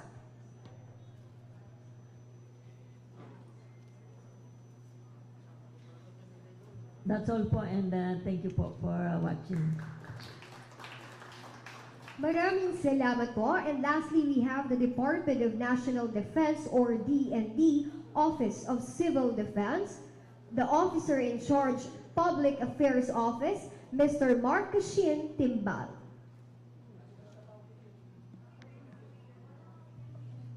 Yusik Dancing, sir, good morning. Yusik Escobredo, attorney po, good morning. And to all my colleagues here, good morning po. Mula po sa amin sa National Disaster Risk Reduction and Management Council, sa DND and the Office of Civil Defense, nagpapasalamat po kami sa inyo pong imbitasyon para makasama po kami dito sa pagpupulong balitaan na ito. Wala po kaming presentation pero iuulat ko po sa inyo na tuloy po ang suporta ng ating NDRRMC, lahat po ng mga ahensya nito kasama ang Department of National Defense sa pagsasagawa po ng ating Oplan Balik Eskwela 2022. Ang ating pong pangangalaga sa ating mga estudyante sa larangan po ng disaster management ay patuloy. Yung ating pong mga warnings na pinapadala kapag meron pong impending na panganib, natural hazard kagaya ng bagyo, paglindol, possibility ng landslide at pagbaha, ito po ay tuloy-tuloy na pinapadala sa ating mga mamamayan, kasama din sa ating mga pinunong lokal at ang ating mga pinuno administrador ng mga eskwelahan. Ang ating pong pagsasanay po sa disaster control groups ng ating mga eskwelahan ay tuloy pong isinasagawa ng Office of Civil Defense. Bilang bahagi po nito ay ang pagsasagawa po ng pagpaplano for public service continuity planning at kasama po dito yung ating incident command management system na tinuturo sa ating mga disaster managers. Yung pagsasagawa po natin ng earthquake drill ay tuloy-tuloy po kahit po may pandemic.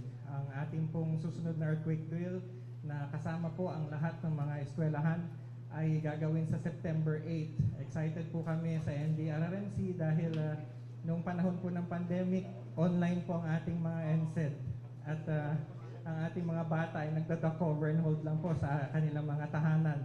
Pero ngayon po, balik eskwela na po sila at physical po nating makikita yung kanilang pagtalima dito sa ating plano para masigurado na ang kanilang kaligtasan sa earthquake ay andyan.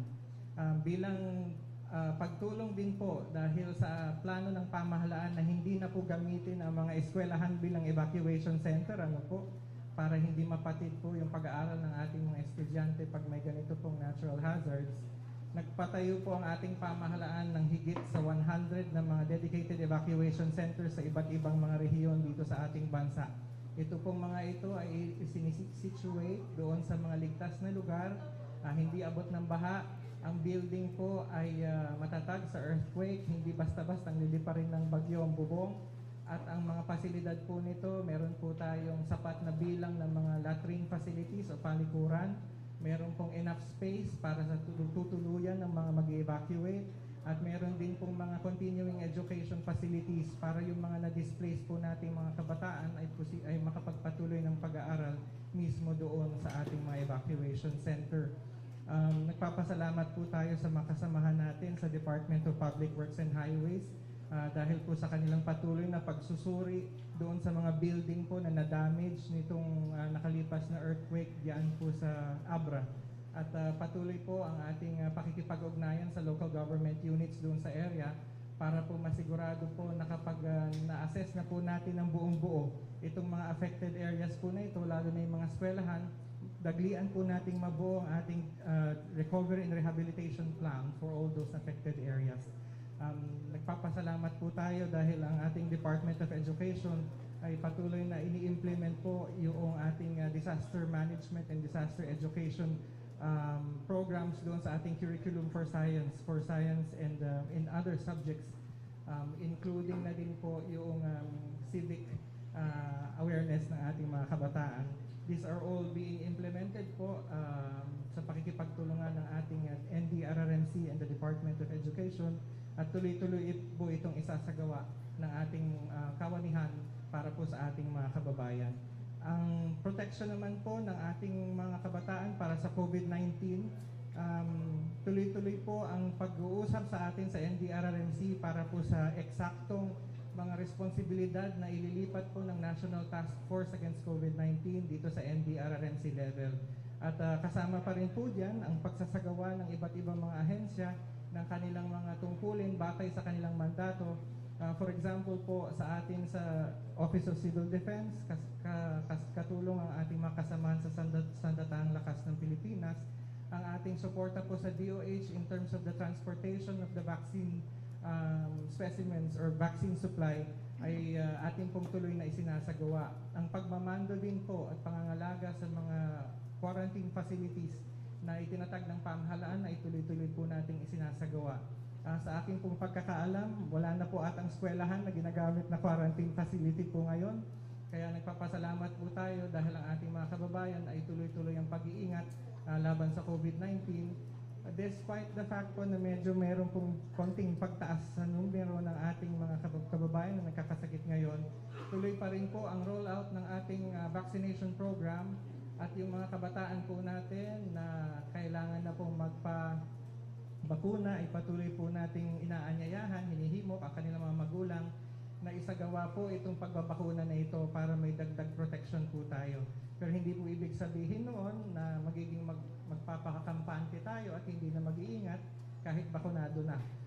Tayo po ay ating pinapasabihan pa rin po, inaabisuhan, ang pag-iingat po sa COVID-19 ay dapat ipagpatuloy po, lalo na sa ating mga eskwelahan. At ang ating mga kaguruan po ay nabigyan naman po ng karampatang pagsasanay ng ating mga health officials patungkol po dito sa pangangalaga na ito. At ano pa ba? I think that's all. At maraming salamat po sa ating mga kasamahan. Good morning po. Maraming salamat din po, Sir Mark Asyantimbal mula po sa Department of National Defense.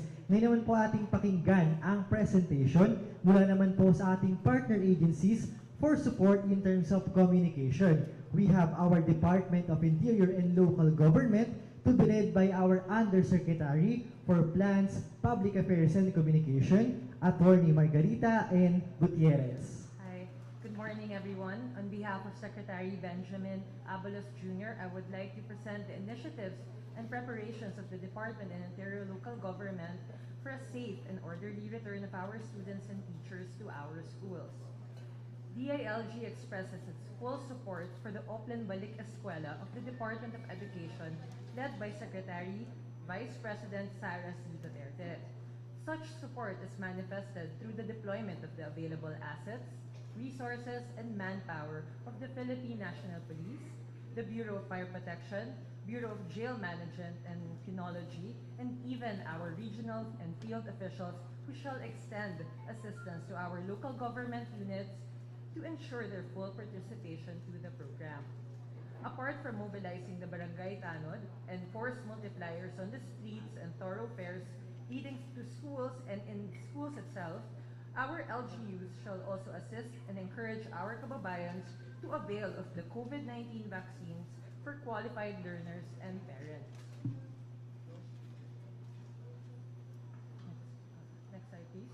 Okay, given that we are not yet entirely free from COVID-19, we shall strictly enforce the minimum public health standards among our personnel and those going back to school, as well as the parents and guardians. Last July, the department has issued Memorandum Circular number 2022-098 enjoining all operating arms of the department and the LGUs to provide the necessary assistance for the implementation of Oplan Balik Eskwela. Next slide, please. Among the key points of the said policy issuance, especially for the LGUs, are the strict enforcement of public health standards and protocols, close coordination with the PNP, and BFP to ensure peace and order and safety, mobilization of the barangays and the tanod and other volunteers for traffic management and other related functions, coordination with DepEd and other relevant agencies to ensure structural integrity and soundness of school facilities, conduct cleanup and information drives on the prevention of dengue outbreak. So further, LGUs should also ensure that private schools and educational institutions have the necessary permits and licenses to operate. Likewise, the LGUs will be reminded to make use of the respective special education fund for the construction, repair, and rehabilitation of schools and facilities in their respective jurisdictions. Also, the DILG, through the Philippine National Police, the Bureau of Fire Protection, and Bureau of Jail Management and Penology are tasked to coordinate with LGUs in deploying and mobilizing their assets, resources, and manpower to provide assistance during the opening of classes. These assets and personnel shall be stationed in strategic locations proximate to learning institutions in accordance with DepEd Order Number 32, Series of 2019, or the National Policy Framework on Learners and Schools as Zones of Peace. Next slide. As additional directives to our LGUs, they shall assist and collaborate with local health units in the administration of COVID-19 booster shots in accordance with the existing Department of Health and DepEd guidelines. They shall also wage an information campaign on the pediatric vaccination activities of the government. The LGUs will be coordinating with the Metro Manila Development Authority and relevant government offices in preparing alternate route plans for affected vehicles passing near schools due to the opening of classes. In order to maintain the pedestrian safety along the sidewalk, LGUs will also be reminded to clear the streets and sidewalks from any obstruction that could injure and endanger the lives of students, parents, and school personnel. With these initiatives and through our close coordination and engagement with DepEd and other partner government agencies, we are optimistic the return of the face-to-face classes will be safe, peaceful, and orderly for everyone concerned. So that's it, and thank you at magandang umaga po sa inyo. Thank you so much po, Attorney Margarita and Gutierrez mula po sa Department of Interior and Local Government. Next to our presentation is from the Office of the Press Secretary, OPS, to be led by our Director 4, Director Jeannie Dominguez Ednalal. Good morning, Isek Denzi, Isek Escobedo, Attorney Pao, FOA, and to all my fellow public servants here, and also to the public that is listening. On behalf of our Secretary, the Press Secretary Pnp Advocacy, who just announced that she tested positive for COVID today. She is asymptomatic naman po, so she will just isolate and continue to work from home. I would just like to share a very short statement of support from the OPS for the DepEd's OBE. The Office of the Press Secretary has been supportive of the Oplan Balik Eskwela, the Department of Education, since our Vice President, the DepEd Secretary, announced the resumption of face-to-face classes, and also when the President gave the directive to support the DepEd's pronouncement. The Office of the Press Secretary has been full force in helping DepEd. The Office of the Press Secretary has been full force in helping DepEd raise the public confidence for the face-to-face classes by highlighting all efforts of different government agencies to make sure that our schools, educators, students, and other systems are ready and safe when we start the 100% face-to-face classes on November. All the Oplan Balik Eskwela efforts have been disseminated to the public through the state's broadcast and digital media assets. Through the private support, the OBE will also be featured in several out-of-home platforms. Of course, the regular press briefings of the Press Secretary, Attorney Trixie Cruz Angeles, has also been a great platform for the DepEd and other members of the OBE interagency convergence, such as the DILG and the DOH, to discuss their OBE efforts. the Office of the Press Secretary will continue to support the Department of Education by bringing to the public legitimate information about the whole of government approach for the success of the Oplan Balik Eskwela. Thank you. Thank you so much po, Director Jeannie Dominguez Ednalan from the Office of the Press Secretary. Also, we have the support from the National Telecommunications Commission, headed by our Chief from the Services and Interconnection Division, Regulation Branch. We have Engineer Ruben B. Valeros. Good morning, everyone. As we have not prepared a presentation for this activity, but nonetheless, as a partner of the Oplan Balik Eskwela of the Department of Education, the National Telecommunications Commission would like to express its sincere support to the said Oplan activity of the DepEd. For its part, the NTC will issue a memorandum directing all public telecommunications entities, mobile network operators, internet service providers to ensure a stable and reliable internet connection, which is very essential for DepEd's smooth implementation of the OBE and for an orderly conduct of online school opening active programs and future activities through various social media and digital platforms. Guided by the mandate, vision, and mission, as the regulator of telecommunications and broadcast services in the country, the NTC will continue to work hand in hand with our mother agency, the Department of Information and Communications Technology, industry partners, and stakeholders in order to provide better telecommunications and information and communications technology services the general public so deserves. Thank you po. Maraming salamat po, Engineer Ruben, at hindi lang po sila ang makakasama natin. Kasama rin po natin ngayon ang ating iba pang partner agencies in providing other services relevant sa ating Oplan Balik Eskwela at ang ating mga paaralan. Nandito po nangunguna ang ating Department of Energy or DOE to be presented by their Senior Science Research Specialist, Engineer Angelo Africa. Good morning, everyone. Thank you for inviting the Department of Energy. And on behalf of Secretary Lotilia, let me present the initiatives and plans of the department in preparation for the opening of classes school year 2022 to 2023. For background, let me present the DOE's actions during the past 2 years of the pandemic.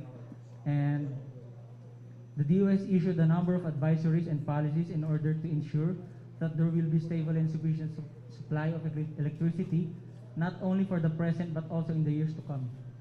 This includes advisories in ensuring the unimpeded delivery of energy services, issuance of official COVID-19 interagency task force, identification cards and QR codes to frontline power industry personnel, endorsements to allow the entry of foreign experts and consultants with critical roles in the power sector operations and power development and implementation, advisory to all power generation companies and distribution utilities to ensure reliable and stable electricity, and Administrative Order 2021-05-0001, providing the COVID-19 response protocol for the energy sector.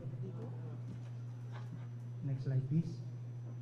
For our 2022 power situation, with the resumption of the operation of major industries in the country since last year, it has been anticipated that the country's power demand will increase towards the normal level or even higher. Furthermore, the start of face-to-face classes will definitely contribute to a higher demand, shifting from household loads to schools and universities. Thus, the DOE is closely monitoring the committed power projects as addition to our country's power supply mix. And based on our power situation, the DOE assures that there will be enough energy and reserve capacity to accommodate the demand of Luzon, Visayas, and Mindanao until the end of this year. Next slide, please.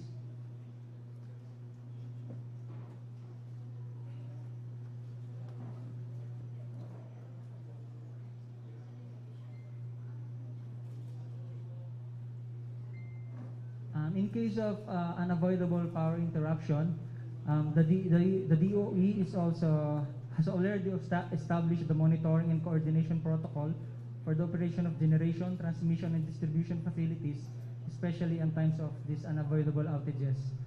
So the DOE will be coordinating with the concerned stakeholders to gather information on the cause of interruption and estimated resumption of operation. If necessary, the DOE can intervene and aid the affected stakeholders to expedite the repair of facilities in order to provide the needed electricity to the end users. And as closing, the Department of Energy, along with its partner stakeholders, including Meralco here, will provide support to the Department of Education by continuing to monitor the entire energy sector during the pandemic season and ensure unimpeded delivery of energy services to all customers, especially to all schools and households that will need uninterrupted electricity supply to both face-to-face and virtual or distance learning platform for the students this school year. That's all. Thank you. Maraming salamat po, Engineer Africa. After that, kaagapay din po natin ang Department of Information and Communications Technology or DICT to be presented by the Assistant Secretary for Upskilling, ASEC, Jeffrey Ian CD. Naimbag nga bigat kada kayo amin. Magandang umaga po sa ating lahat. Good morning. In behalf of our Secretary, Secretary Ivan John Enrile Uy, let me present to you our preparations as part of our assistance to DepEd for Oplan Balik Eskwela 2022.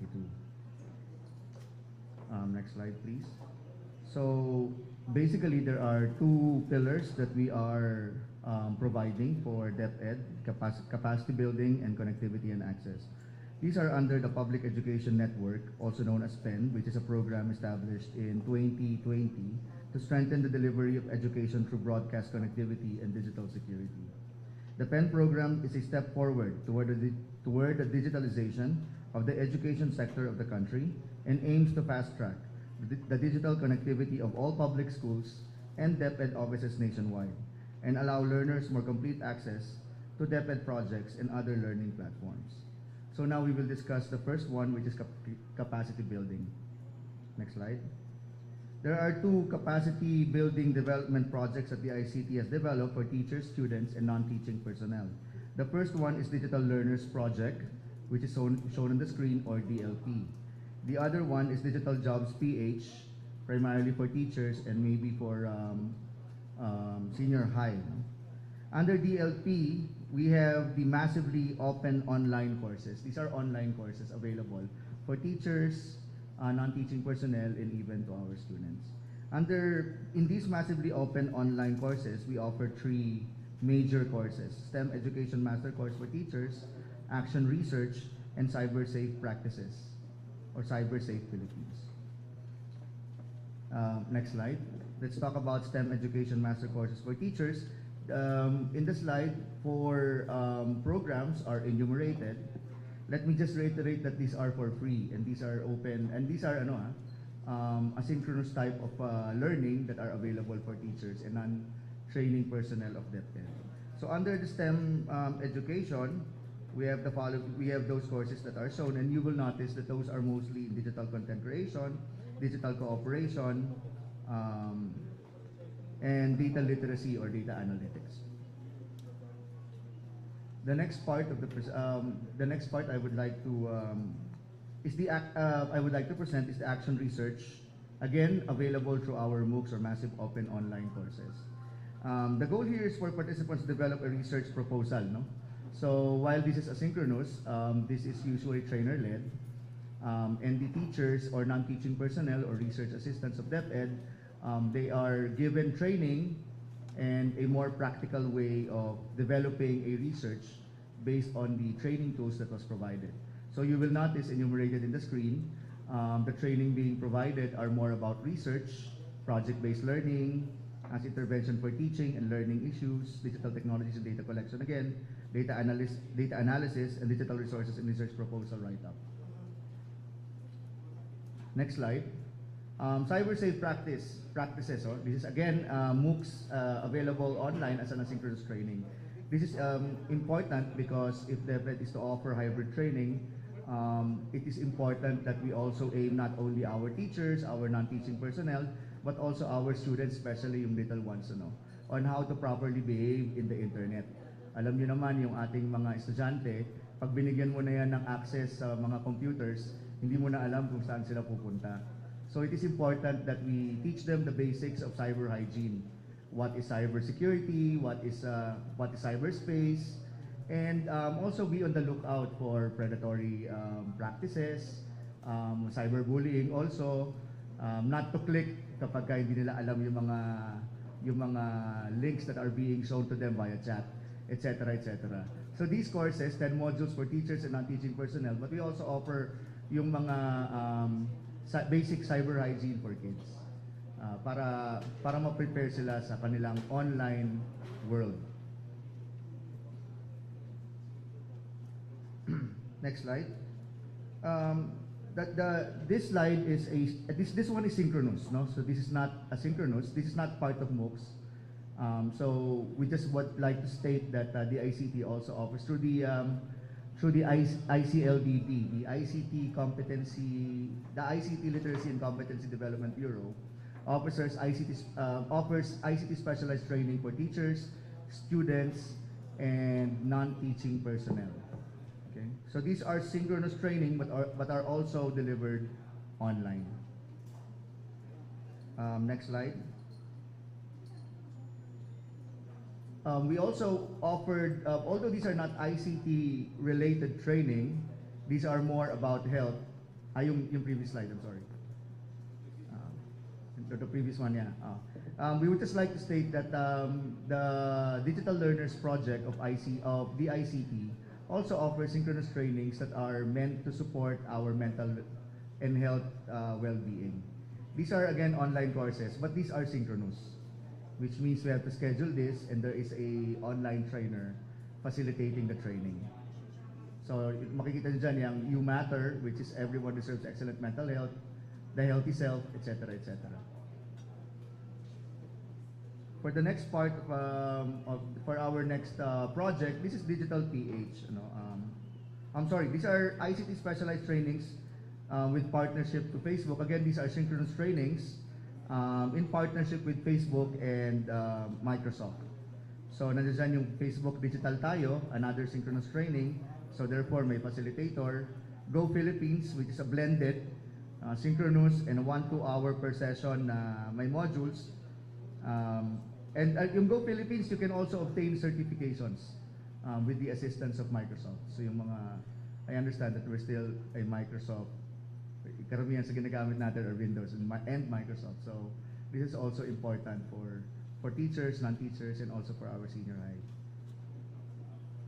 So available din yung mga Microsoft certifications through the Go Philippines Digital ICT Specialized Trainings. Next slide. Now, Digital Jobs PH training for teachers, actually pwede rin ito sa senior high. Yung Digital Jobs training, these are more for upskilling people so that they can offer jobs online. Yung mga outsourced jobs. So kung halimbawa wala kang regular na, hindi naman regular, wala kang work na pumapasok ka ng opisina araw-araw or gusto mong mag-remote work, these are the type of trainings that we provide so that I think you're already familiar with mga online, they get your services online and they pay you also online. And so you will notice that the trainings here are more for graphic design with Canva, yung mga sikat ngayon na mga ICT jobs or knowledge jobs available for remote jobs, remote workers. So here we mostly offer graphic design, social media marketing, and online virtual assistants. Now I think the next part is for the other one, which is yung connectivity and access. To date, we already have 679. This is about the free Wi-Fi project. We already have provided 679 access for public elementary schools, 273 for public high schools, and we also have available more than 2,000, I think this is more than 2,400 Tech for Ed centers. The Tech for Ed centers are actually digital laboratories which our students and teachers can use This is also equipped with internet access so they can use it for facilitating trainings and also for going online for research, etc., etc.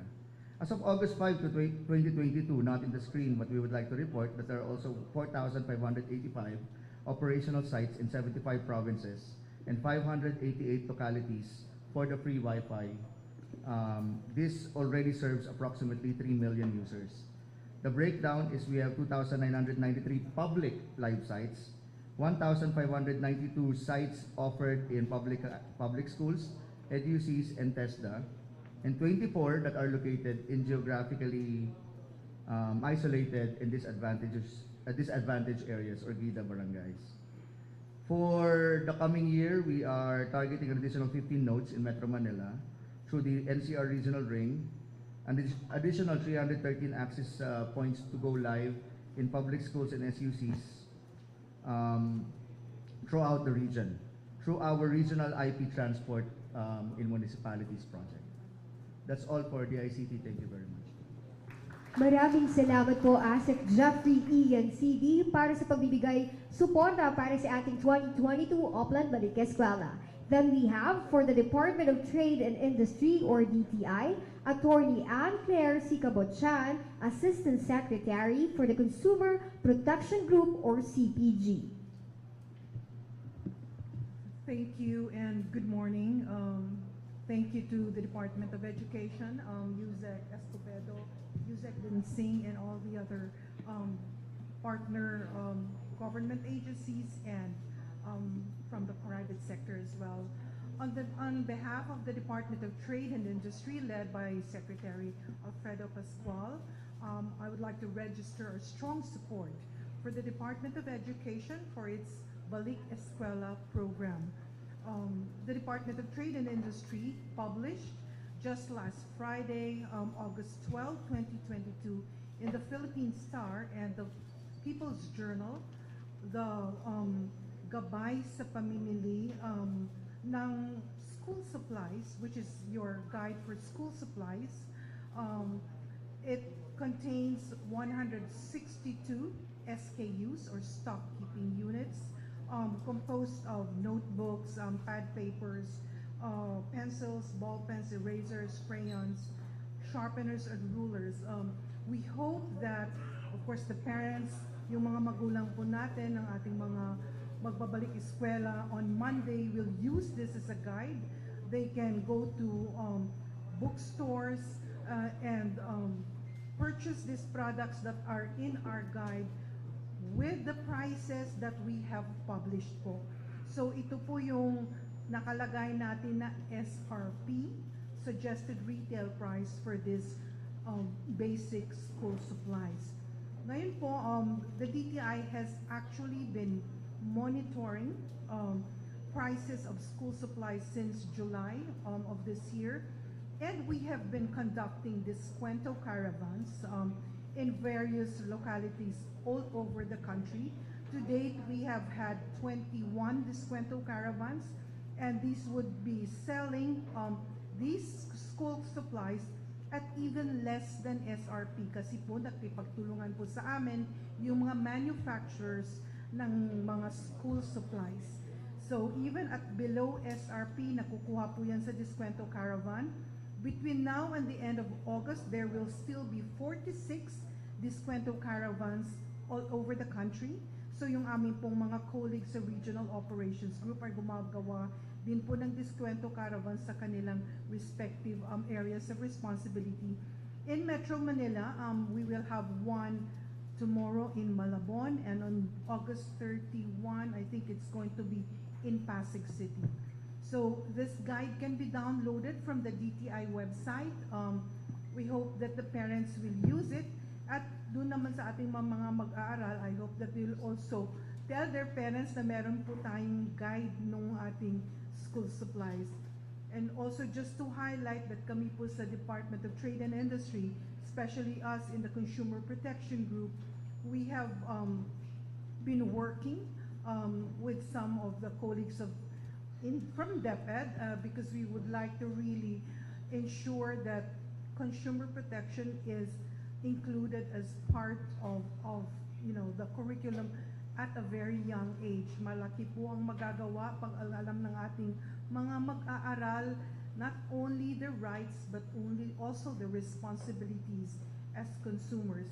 And we have been working, of course, with the National Youth Commission because we believe in empowering the youth on responsible consumerism. So yung sustainable consumption po, when the kids go back to school, they are aware that what they should do with garbage and with also how to dispose them properly, aside from being able to dispose them safely because of still the threats of COVID. So with that, I would say good luck, of course, to DepEd, and we're always here to support DepEd in the Balik Eskwela program. Thank you. Maraming salamat po, Attorney Cabotsan. Our next agency is from the Manila Electric Company, the Meralco, to be presented by the head of the Meralco Home and Microbase North Business Area, Ma'am Maida B. David. Morning, Tech Dancing, Music Escobedo, to our partner agencies, to the plenary, good morning. Nagpapasalamat po kami sa imbitasyon upang mailahad ang aming mga gawain para sa patuloy na commitment ng Meralco para sa Oplan Balik Eskwela for school year 2022 and 2023. So next slide, please. With 119 years of experience in power distribution, Meralco has always been committed to supporting the Department of Education in improving the learning experience of Filipino learners by providing safe, uninterrupted, and reliable electricity supply. So two key asks from the DepEd was to ensure uninterrupted power supply and to promote electrical safety and energy efficiency. So on the next slide, we would see that to address these, firstly on reliability, in order to ensure reliable service and adequate power supply, we inspect our facilities to ensure that it is compliant to electrical standards. By performing these inspections, we would be able to assess and identify facilities that would need further maintenance or corrections. Secondly, power restoration in situations of interruptions and outages is also a priority and can be assured that immediate assistance will be provided to the schools to ensure that disruptions are minimal. Secondly, extending technical support to schools. This is also in place. Electricity-related issues on the load side or after the meter installations can be conducted by contractors certified by Meralco or CBMs who will be ready to assist should there be electrical repairs needed. Recommendations to the schools will also be provided. Secondly, on the key ask on energy efficiency, promoting electrical safety and energy efficiency is a key initiative. A webinar to discuss electrical safety and efficient use of energy will be conducted. To complement these, an introduction on sustainable technology through solar power brings into awareness innovative measures in being more energy efficient while helping the environment. This online webinar on August 18 is customized for our school principals, teaching and non-teaching staff for schools within the franchise area of Meralco. Secondly, tree trimming activities will also be done wherever necessary. And lastly, energy efficiency tips will also be posted on Meralco's social media platforms and accounts. These would provide easy access and visibility that would further help in disseminating information to the schools. On top of these, and to better support the program, our One Meralco Foundation has been partners with DepEd through various initiatives. And this shall continue to energize more off-grid public schools that are outside Metro Manila, outside the Meralco franchise, and support public schools within the franchise area. On the energization of off-grid public school via solar, One Meralco Foundation, or OMF, will continue to energize select off-grid public schools in remote communities in the country. To date, OMF has already energized 280 schools through solar panel installations, and in the pipeline for 2022 are 16 installations for schools in Bohol, Kamsur, Albay, Iloilo, Antique, And for 2023, the goal is to add 30 more schools with sustainable electricity supply. Aside from these solar installations, multimedia equipment donations from Meralco employees is also given for every school energized. Moreover, for public schools within the Meralco franchise, employees donate back-to-school kits, personal protective equipment, lunch boxes, and tumblers. This is in line with OBE's thrust on keeping safe by necessary health and safety protocols by continuing hygienic practices. This school year, we are giving a total of 3,056 to 61 select schools in the Meralco franchise area. Lastly, our team has also been continuously coordinating with schools to provide contact details to be reached should there be any electrical related concerns. So in the next slide, you would see that we have 24/7 contact channels which are manned to answer your calls and messages for any reports to the resumption of classes. You can reach us through our contact center at 16211, send a message through Meralco's official Facebook account, or send an SMS on the following numbers listed. Mula po sa inyong tagapaghatid ng liwanag, maraming salamat po at asa kayo sa aming suporta. Magandang umaga po. Maraming salamat po, Ma'am Maita C. David mula po sa Manila Electric Company. And to our last partner agency, we have the Metropolitan Waterworks and Sewerage System, the MWSS, to be presented by the Principal Engineer C. From the corporate office, we have Engineer Christian A. Gonzalez. Magandang umaga po sa ating lahat. Good morning po, Yusek Densi and Yusek Escobedo. On behalf of our Administrator, Engineer Leonor C. Cleofas, let me present the MWSS initiatives and preparations for the Oplan Balik Eskwela 2022. Next slide, please. Potable water is being supplied to the MWSS service area by our 3 concessionaires. Maynilad, which services Western NCR as well as parts of Cavite. Manila Water, which services the Eastern NCR as well as some parts of the Rizal province. And Luzon Clean Water Development Corporation, which provides treated bulk water to the province of Bulacan. Next slide, please. To ensure access to safe water for drinking and hygienic purposes, 88% to 100% of customers in MWSS service areas have available water supply from 20 to 24 hours. Next slide, please. In previous years and up until now, the MWSS is a strong partner of the Department of Education in its Wash in Schools program. A total of 1,082 hand washing facilities have been installed by our partners, Maynilad and Manila Water, in public schools since 2004. This year, hand washing facilities will be installed in 160 more public schools. Next slide, please.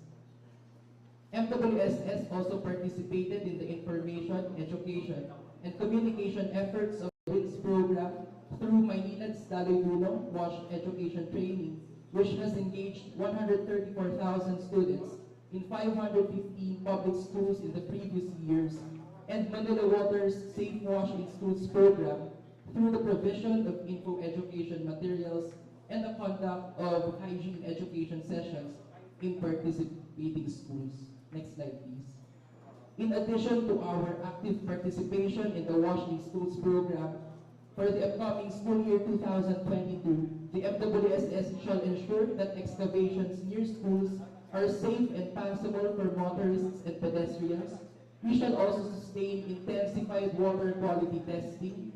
Also, we shall ensure water is available with adequate pressure in school facilities, and we shall prioritize requests by public schools for septic tank siphoning. Next slide, please. Lastly, for your water and wastewater service concerns, you may reach us through Hotline 1626 for Maynilad and Hotline 1627 for Manila Water. Maraming salamat po. Maraming salamat po, Engineer Christian A. Gonzalez. Muli, nagpapasalamat po kami sa lahat ng ating partner agencies na nakasama at tuloy-tuloy na tumutulong at nagkakapit-bisig para sa ligtas na balik-aral. At sa punto pong ito, ating pong tinatawagan ang ating mga partner agencies para po sa ating photo opportunity.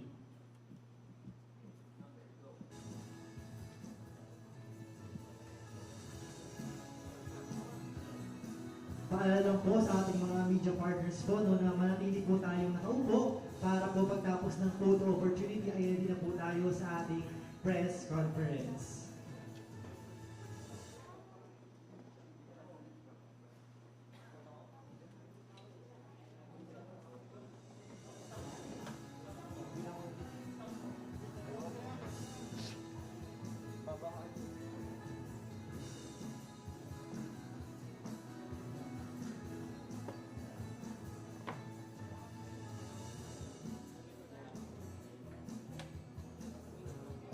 Alam mo, partner, no, maganda itong katulad nating press conference and Oplan Balik Eskwela kasi naririnig natin yung mga hakbang at plataforma ng iba't ibang ahensya at mga partner agencies natin dito sa DepEd, no, na talagang andun yung pagtulong nila para sa ating mga batang mag-aaral.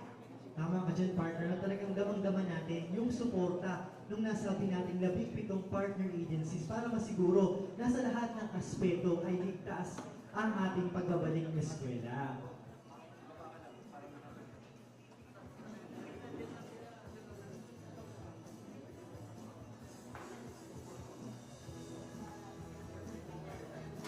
We would like to request our partner agency po sa likod para ay sama-samang makapagpa-picture. Salamat po.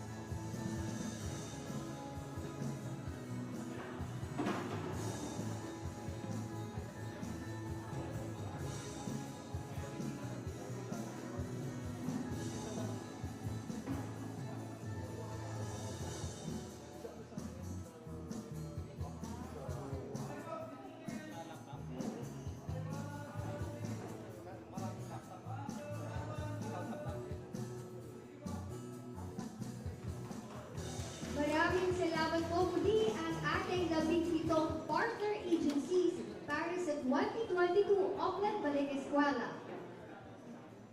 Ang buong kagawaran ng edukasyon ay nagpapasalamat sa ating mga partner agencies na nagpakita ng kanilang taus-pusong suporta para sa pagbubukas ng ating school year 2022-2023 sa August 2022.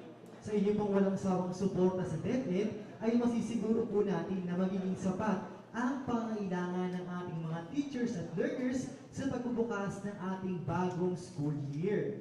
At sa punto pong ito, isasagawa naman po natin ang press conference kasama sina Undersecretary and Chief of Staff Epimako Densing III, Undersecretary Revsi Escobedo, at DepEd spokesperson Attorney Michael Poa, kasama ang ating mga partner agencies.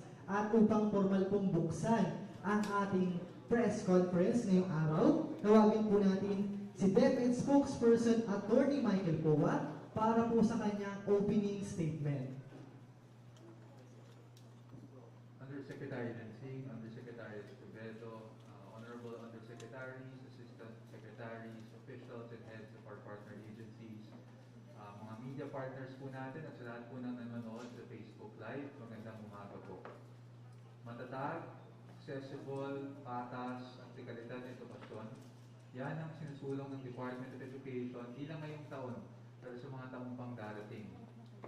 Naturally, it's a very hard task, kaya nga po nagpapasalamat kami sa suporta ng ating mga partner agencies today, kung saan nilahad nila kanilang mga commitments at kanilang mga gagawin para po tulungan tayo sa ligtas na pagbabalik-aral ng ating mga learners.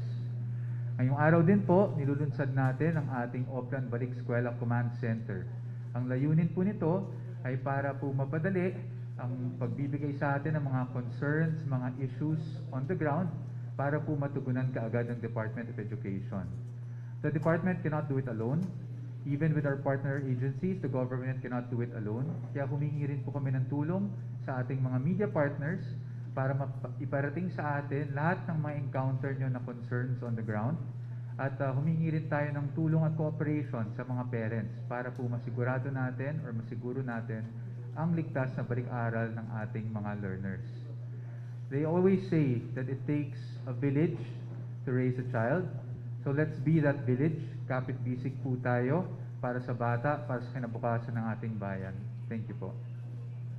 Maraming salamat po, Attorney Poa. Ngayon po ay maaari na nating simulan ang ating press conference. Pero paalala lamang po sa ating media partners, hanggang 2 tanong lamang po ang ating pahihintulutan bawat reporter. Kasama na rin po dito ang ating follow-up questions dahil alam naman po natin, limited ang oras na naririto tayo ngayon. Pero kung meron po kayong iba pang katanungan, ay maaari lamang po kayong mag-leave ng message sa DepEd Philippines Facebook page. At isa pong paalala para po direktang masagot yung ating mga katanungan, maaari niyo pong agency or kagawaran na direkta po na gusto nyong sumagot sa inyong mga katanungan. Unahin po natin mula po sa Inquirer. Nandito po si Jane Bautista.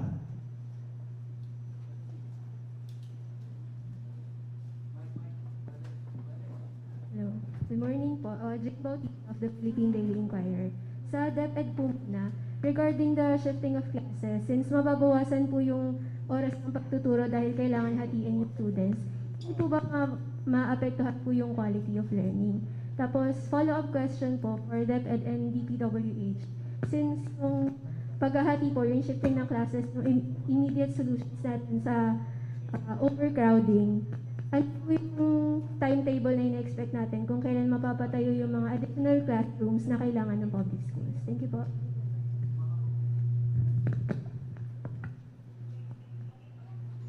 Maraming salamat sa katanungan. Doon sa issue ng shifting of classes, hindi na po ito bago. Maraming taon na po natin ginagawa ang shifting. Ang kagandahan lang nito, nag-evolution na rin. No? In fact, ang shifting natin, nung araw, umaabot ng 1:70 per shift.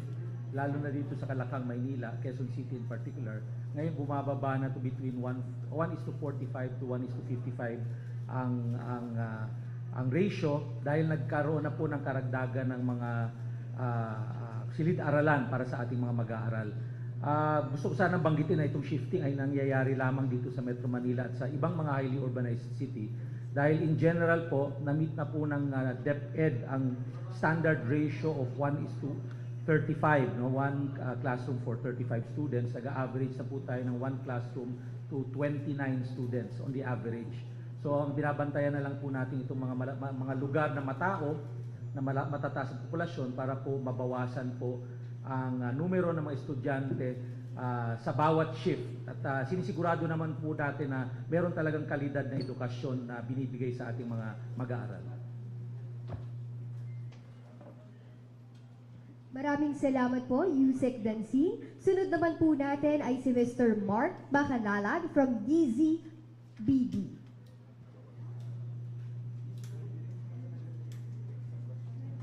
Good po, kay Tony.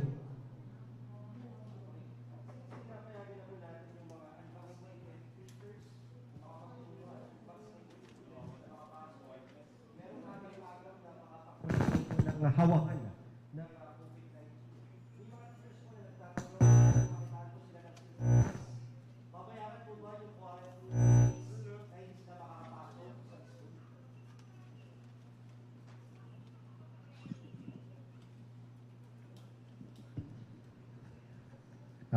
Maraming salamat sa katanungan. Regarding po sa mga ating guro at non-teaching personnel, gusto ko lamang ibahagi na yung total number of teachers na unvaccinated ay maliit na bilang na lang po. Ito ay nasa 37,000. But sa 37,000 teachers, 20,000 ay nakapagpatala na magpapabakuna sila at 17,000 na lang yung hindi. At ang bago nating polisiya ay papayagan na silang mag-report at magturo na rin, provided na ay kailangan lang na they will still follow the minimum public health protocol like wearing of face mask, and yung silid-aralan na kanilang pagtuturuan ay dapat maayos yung ventilation. So wala na po tayong tinatawag na kailangang bakunado o kaya hindi pahihintulutan yung mga hindi bakunado. Sa ngayon ay lahat ng teacher ay magtuturo sa ating mga estudyante at sila ay magre-report na sa kanilang mga silid paaralan. Papayagan po ba sila kapag na-quarantine po yung mga teacher? Ang magiging polisiya po ay kung sila ay may simptomas, flu-like symptoms o hindi maganda yung kanilang karamdaman, sila ay in-encourage na magstay na muna sa kanilang bahay at magpa-test. At kung sila ay nasa bahay, sila ay considered na leave o on leave o kaya excuse yung kanilang leaves. So meaning kasi yung pagpapatest, additional burden sa teacher. Hindi kaya maging counterproductive ito, sir, dahil instead na mag-report yung mga teacher, meron silang sintomas, dahil hindi sila bayad, ay baka mamaya ay kumalat lang yung sakit kasi hindi sila bayad eh. Sila ay, tayo naman ay nakikipag-coordinate sa Department of Health and LGUs at merong mga free test at meron tayong mga eskwelahan na kung saan ay free yung kanilang pag-test, antigen test sa mga teachers na merong simptomas. Thank you.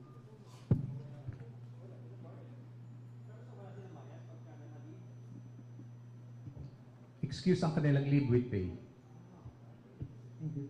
Marami pong salamat, Sir Mark Bacalalan from DZWD and Yusek Escobedo. Balikan po natin yung ikalawang tanong po ni Ma'am Jane Bautista from Inquirer referring to DPWH.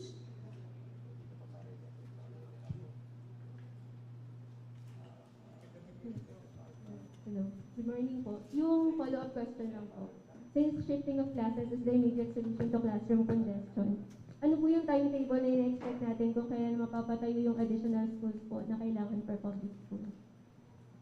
Ang DPWH po, being the engineering and construction arm ng government, pag nirelease po yung pondo, i-construct po namin agad yan within the time schedule.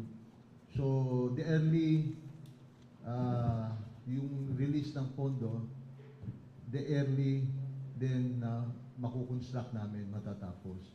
So, that's why nag-uusap na kami ni Yusik Densing kanina, yung request ng pondo, sana ma-release ng maaga at nang hindi mabawasan yung pondo.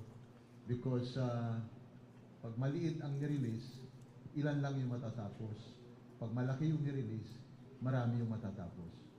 So, there is a standard contract duration for our school buildings. Kung 5 classroom, 10 classroom, 20 classroom, meron pong standard duration po tayo. So, yun po ang sinusunod natin sa construction po. So, may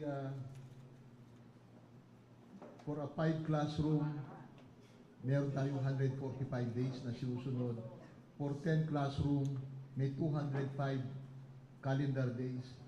pag 15 classroom, 240 calendar days, and 20 classroom, 4 story yun, 265 calendar days. So yun po ang standard number of days kung ano po matapos ang mga schools po. Thank you. Maraming salamat po, ASEC Antonio V. Mulano Jr. May follow-up question po ba tayo, ma'am? So next question po ay mula naman po sa ating media partner from GMA Online.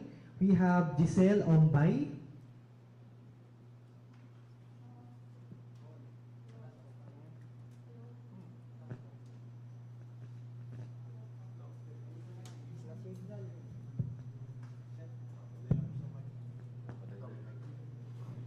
Good morning po. For DepEd po and maybe DOH.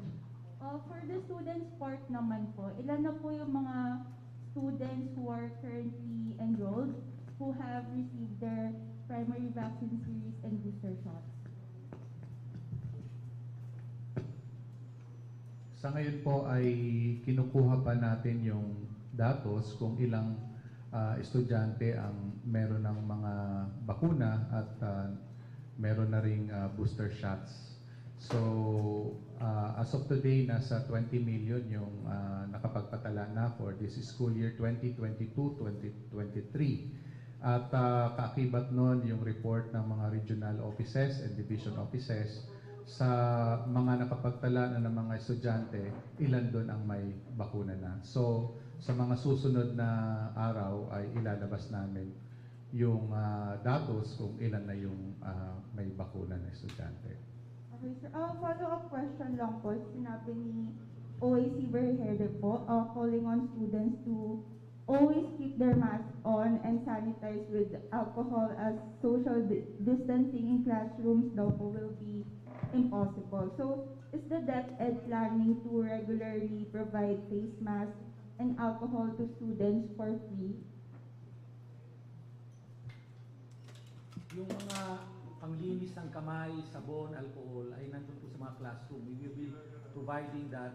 In fact, we've already downloaded additional MOEs to our schools. No? However, yung sa face mask, magiging requirement na sa pagpasok ng ating mga estudyante ang pagsusot ng face mask. Pero kasama po dito, meron pong bibilihin ng mga face mask yung ating mga guro, eskwelahan, pero reserve lang po ito. Kung sakasakaling may nasirang face mask sa eskwelahan o may nakaiwan. So, part of the uniform, kumbaga, of the day is really the wearing of the face mask. And we will just reserve face mask in case may makalimot o may masirang face mask sa araw na yun. Thank you, sir. Regarding po sa question po from our department, additional suggestions po. None po. We'll just coordinate once we get the numbers po from our DepEd counterparts. Thank you. Maraming salamat po. At sunod naman po natin ay from ABS-CBN, Ms. Ara Perez. Hi po, good morning. For DOH po and DepEd, since pinapayagan po na pumasok din yung unvaccinated na students, may ilang mga school na nagsasabi na paano kaya, pwede bang sa isang classroom mga vaccinated students tapos sa kabila mga unvaccinated? Para may ganun po silang mga pinapalutang kasi ang concern nga daw po ay yung hawaan. So ano po kaya yung masasuggest nyo na strategy para kumbaga hindi naman magkaroon ng discrimination tapos bababa din yung chances na magkaroon ng hawaan among learners and faculty natin? Thank you. Thank you, ma'am. So, as katulad po ng nabanggit natin kanina, no, dalawa yung kailangan natin gawin, vaccination and minimum public health standards, continuing its practice. If we do both, the better we can protect ourselves, no, our learners and our teachers in our schools. So kung meron po tayong mga unvaccinated, nandyan pa rin yung ibang paraan para protektahan natin yung isa't isa. Yung siguraduhin po natin na sapat yung ventilation sa ating mga classrooms. Let's open our windows, direct our fans to promote airflow, stagger lunch breaks. We can do those things. And then the wearing of face masks as necessary. So Hindi po one or the other. The more tools we have, the better are we at protecting each other. Thank you.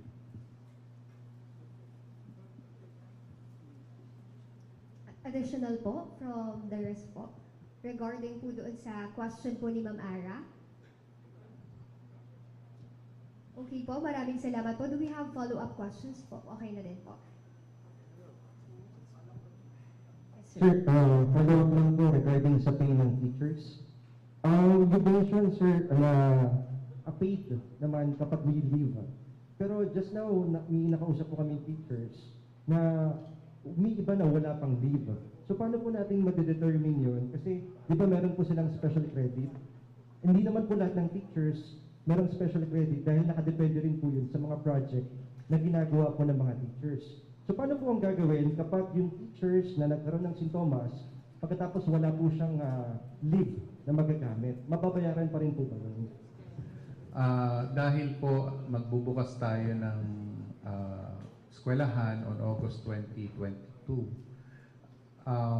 gagawin po natin, magkakaroon tayo, may ilalabas tayong department order on vaccination and yung sa safe return of our learners, teachers, and personnel sa ating mga paaralan.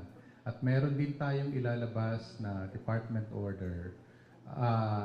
Tungkol naman po ito sa mga ating teachers and non-teaching personnel. Ano ang mga benepisyo o paano yung pag-file ng mga leaves kung sila ay nagkaroon ng COVID nitong school year 2022-2023. So, paantay na lang po ng DO hinggil dito. Thank you so much po, Yusek Rev C. Escobedo. Our next question po is from the Manila Times. We have Catherine Cruz.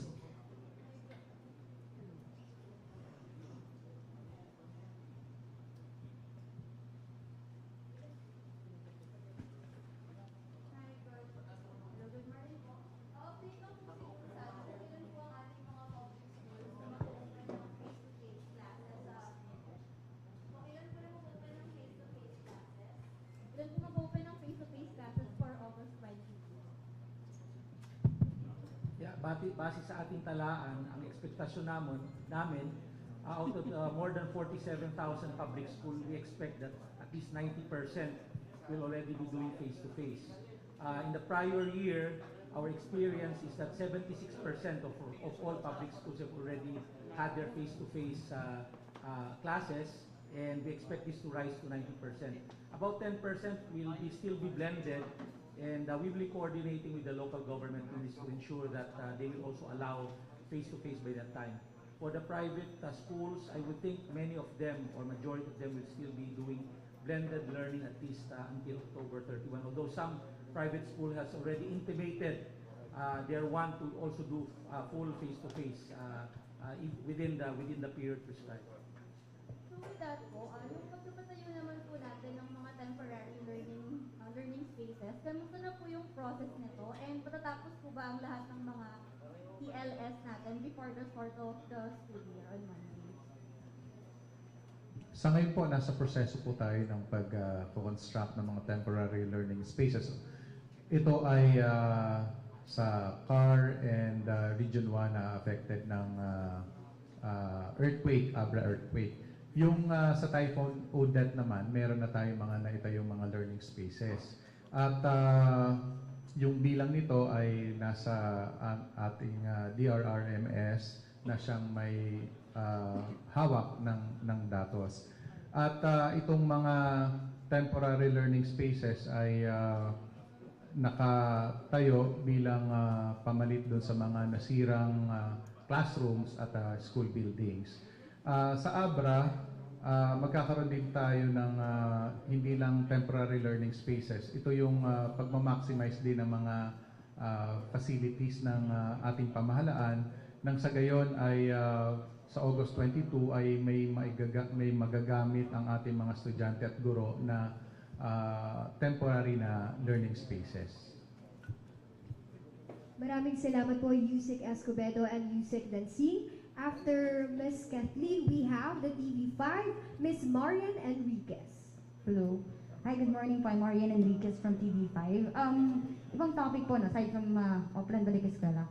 Update lang po sana sa COA report regarding po dito sa issue sa laptop. Sir, I understand na we are still requesting for some documentary requirements para maisagot po natin sa COA regarding to sa AUM. But how are we looking into this within our department? Like, what was the explanation po of the office that handled this transaction with PSDBM? Paano raw po nila hinayaan na lumusot or tanggapin nga itong mga laptop na pricey yet outdated laptops? Ano raw po yung sagot? Paano lumusot ito? And comment lang po sa papatawag din ang DepEd sa Senate probe na launch, gusto nga pa-launch nila Senator Kiko. Siguro ilagay natin sa tamang perspective, ano? Merong inalabas na AOM or Audit Observation Memorandum ang COA mula pa nung Marso. 5 item po ito, no? Yung sa 5 item, yung isang item po doon nasagot natin at yung 4 na item hindi natin nasagot dahil mula ito yung mga dokumento kailangan galing sa PSDBM. So dahil hindi po nasagot yung 4, minarapat po ng COA na ilagay na talaga ito officially sa website ng COA. Kaya nga nakita natin ng COA na merong AOM doon ang DepEd, no? At kami mga bagong opisyales, pagkalabas po nito, una naming tiningnan ay kung bakit hindi nasagot yung 4 na Audit Observation Memorandum ng COA. So kami po ay nakipag-meeting sa COA. Ako mismo nakipag-meeting sa COA kasama po yung isa naming Undersecretary for Finance. At ang COA po ay nagbigay ng 28 items o documents na kailangan namin ibigay sa kanila. So kami po ay sumulat sa PSDBM kay Mr. Dennis Santiago at pagkaraan po ng pagsulat namin, ibinigay niya kaagad ang 28 dokumento na hinihingi ng COA na manggagaling sa PSDBM, and we've transmitted these 28 documents to COA immediately. And the recent update is that since most of the information is beyond us, considering that these are PSDBM transactions and considering that these were transactions done by previous officials, the Vice President and Secretary Sara Duterte has already permitted us to write a letter to Attorney Jose Calida, Chairperson of the Commission on Audit, to ask him for a fraud audit from COA. And we've officially transmitted that letter today. So that's the latest, and hopefully later on there will be some updates, and our spokesperson, Attorney Mike Poe, will be able to give that updates in their yung mga susunod nilang mga press con. Yun po ang latest. Sir, may we ask just some specifics lang po, like anong office po yung nag-handle sa atin sa DepEd sa pakikipag-transact po sa PSDBM itong pricey yet outdated laptops, and what was their explanation po sa atin based on our, I guess maybe meetings with them? Ang una sa lahat, ang perang ito ay hindi kasama sa regular na budget ng DepEd ng 2021. No? This is a budget, this 2.4 billion came from the Bayanihan to Recover Act as 1, which is the Bayanihan 2 law, no? Republic Act 11494.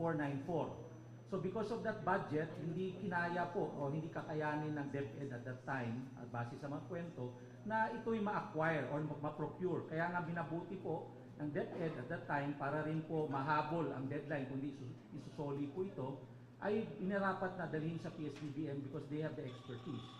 And more or less, this is also the reason why we are paying PSDBM. We're paying 3% of the total cost of the procurement. Kaya kasi hinihingi natin kanilang serbisyo na makapag-procure. So dapat maayos na ipoprocure ito ng PSDBM at least at that time. So ngayon, dahil ina-assume namin na dahil sila po ang eksperto sa pagpo-procure ng ganitong klaseng mga materyales o mga laptops na kinakailangan ng DepEd, kailangan malinis din ang kanilang dokumentasyon dito. So there's an assumption of regularity on the part of PSDBM that all processes of procurement have been passed through and complied with. No? Kami sa labas, ang DepEd, nasa labas kami para lang masigurado na may meet din nila ang deadline. Although a number of our personnel from DepEd is also there in the technical working group to ensure that whatever the requirements are also complied with.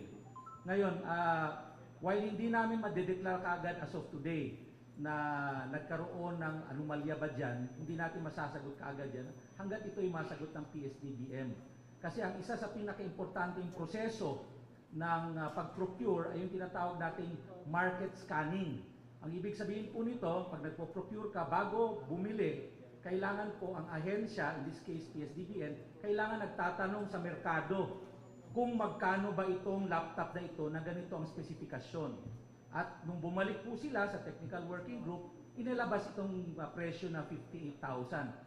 At ang ibinabantayan po natin ngayon, at tinitingnan po namin, it's not an official investigation yet, and this is the reason why we are asking COA to do a fraud audit, is the reason why it was downgraded from 1.9 gigahertz to 1.8 gigahertz, and at the same time, tumaas din yung presyo. And why is it Intel Celeron? Because we were very specific in the specifications of the laptop. So itong mga areang ito ang gusto namin iklaro, gusto namin tingnan, at ayaw namin maghusga muna ngayon. Dahil alam nyo, maski sa presyo ng ating mga binibili, nag-iiba yan from time to time, nag-iiba based on the demands. So in the meantime, while we are not declaring that there is a fraudulent transaction that happened at that time, we are also not saying that there is none. In fact, sa totoo lang, kaming mga nandito ngayon, nung nalaman po namin yan, nakakaramdam din kami ng galit kung sakaling totoo yan. At ayaw namin itong mangyari. Kaya nga po, dikta po sa amin o direktiba po ni Secretary Sara, ni VP Sara, paimbestigahan nyo na yan para makita kung mayroong bang kalokohan o wala. Last na lang po. Second question ko po would be, since I understand po na based po dun sa DO34, yung physical distancing po, whenever possible lang pwede ma-implement. So how are we preparing our classrooms, our schools, para ma-improve po yung ventilation? Kasi syempre, marami nga po, siksika na yung mga bata. Paano po ba yung gagawin natin doon? And also sa mga private schools na I guess naka-aircon, hindi na ba papagamitin muna ng aircon? Paano po natin naayusin yung ventilation?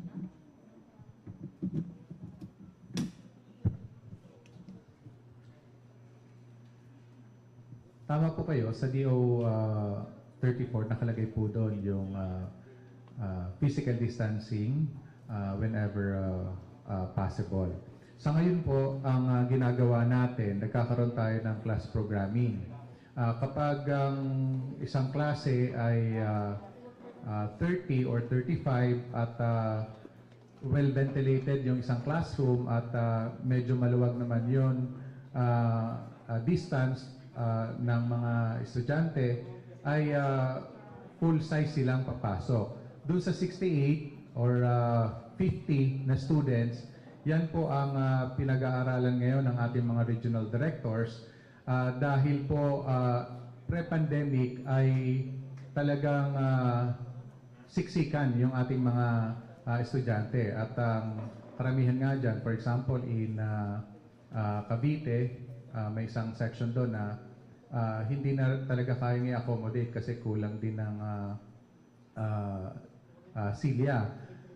Sa ngayon, kung kakayanin ay i-accommodate lahat ng mga estudyante at sisiguruhin na lang na ang mga estudyante na papasok sa eskwela ay naka-face mask at maayos yung ventilasyon ng silid-paaralan. Meaning, bukas yung mga bintana, bukas yung mga pinto at yung ceiling fan ay dapat gumagana at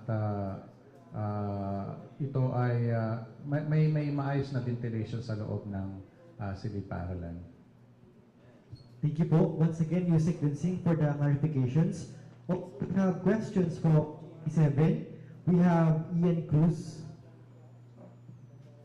Yusek Dinsing, Attorney POA. Yusek Dinsing, you mentioned kanina na pinapaimbestigahan ni VP Sara itong nangyari din sa laptop. Kailan po ba niya, can you just elaborate, kailan po yung nakausap si Vice President para sabihin po na kailangan idulog na sa COA itong fraud audit? Well, mula nung lumabas yung AOM, sinimulan na namin ang pag-uusap nito, pero nung Biyernes lamang po, binigyan kami ng clearance direktiba ni Vice President and Secretary Sara Duterte na magpadala na ng fraud audit request sa COA. So, yung Biyernes, napirma na po ito, na-receive na ng aming resident COA, Pero yung sulat mismo na address kay Chairperson Jose Calida ay on the way na today. Definitely sir, ayaw ni VP Sara na magkaroon pa kayo ng another procurement with PSDBM. Gusto po ba niya na lahat ng procurement in the future ng DepEd ay DepEd na ang directly mag-handle po para makaiwas sa ganitong mga controversy? Well, mula pa rin noon na matagal na hindi na nagpo-procure masyado ang DepEd sa PSDBN. Nagkataon lang na itong budget nito, itong 2.4 billion na hindi mismo nanggagaling sa regular na budget ng DepEd for 2021. Kaya dahil sa kakulangan ng panahon at para ma-procure din ang mga laptop nito, nagkaroon ng desisyon noon na ipadaan ito sa PSDBM. Pero more or less kami sa Execom ng DepEd, we are already one that for future procurement, we will do our procurement via our own procurement service here at the DepEd. At hopefully, wala nang ganong klase mga budget na ibibigay out of the blue para hindi na rin tayo dumaan sa PSDB. Na-mention po kanina ni Yusek Escobedo na 37,000 pa sa mga teachers ang unvaccinated. Ina-ascertain pa natin yung bilang naman sa mga estudyante. Pero pag umiikot po kami sa mga schools, most of them sinasabing 75 to 80% yung mga vaccinated na mga students. And majority sa kanila hindi nagpapabakuna dahil sa vaccine hesitancy ng kanilang guardians or parents. So, paano po natin i-address ito, itong vaccine hesitancy, para po mas marami pang mga estudyante po ang mabakunahan? Kung titingnan po natin ang Department Order 34, magkakaroon tayo ng tinatawag na vaccination counseling. In fact, nakikipag-ugnayan na kami sa Department of Health. Ang kausap po dito, si Asik Beverly Hall, na magkakaroon kami ng joint memorandum circular sa ating mga eskwelahan at patuloy po tayo magkakaroon ng counseling sa ating mga parents na makumbinsi natin sila na pabakunahan ang kanilang mga anak at sila na rin bilang mga magulang kung hindi pa sila bakunado. At kung makakuha tayo ng maayos na numerong mga bata na magpapabakuna, doon po tayo maglalagay na tinatawag nating vaccination sites. So the vaccination sites will only be there after we've already gathered a number of students, parents, or even teaching and non-teaching personnel who have already would want to be vaccinated. So ganun po ang magiging kalakaran natin para makumbinsi po natin ang mga magulang na pabakunahan po yung kanilang mga anak. Sir, panghuli na lang po sa end ko. Ito natin pong command center, paano po gagana to? May hotline po ba at saka Facebook page or any other social media page na pwedeng makontak po ng ating mga kababayan para po makapag-impart sila ng any complaint or any concern? Yes po, no? Yung command center natin, marami po kaming hotlines. We also have mobile phones, landlines, and then we also have emails and Facebook page. Ipapa-flash ko na lang po sa screen. Siguro mas maganda, meron naman po tayong media group. Ipapalagay ko na rin po ito sa media group para hindi na kailangan kopyahin ngayon. So you can also help us disseminate the information. Maraming salamat po Yusek Dancing, Attorney Poa, and Sir Ian Cruz. And lastly, we have from Daily Tribune.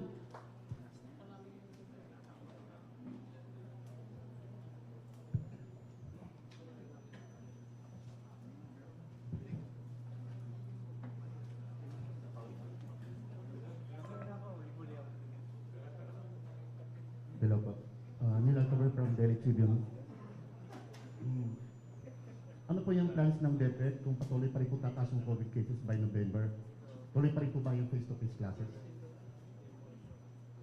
Well, sa ngayon, ayon po sa DepEd Order number 34 na rin, no? Regardless of alert levels, tuloy-tuloy po tayo sa ating classes. Ngayon, also, I think we received information from the DOH na halos nagpipeak na yung cases natin sa Metro Manila. But as to yung pagpatuloy ng pagtaas ng cases sa November, we will just have to monitor the situation and react accordingly po.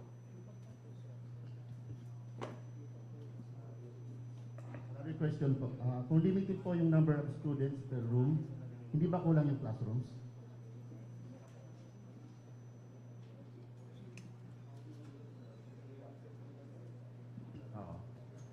Kaya nga po tayo mayroong class programming para una, ma-address yung kakulangan ng classroom. For example, kung sa isang paaralan ay nagkukulang sila ng 3 o hanggang 5 classroom, magkakaroon ng adjustment, magkakaroon ng class programming. Ibig sabihin, may morning shift at afternoon shift. Nang sa gayon, ang mga estudyante ay magkaroon ng learning spaces sa loob ng classroom. At yun yung ginagawa at, ng ating mga regional directors at schools division superintendents bilang paghahanda para sa nalalapit na pagbubukas ng ating klase. Maraming salamat po. And we also have the last 5 questions po. And this will be coming from the ABS-CBN. We have Joyce Balancio. Thank you.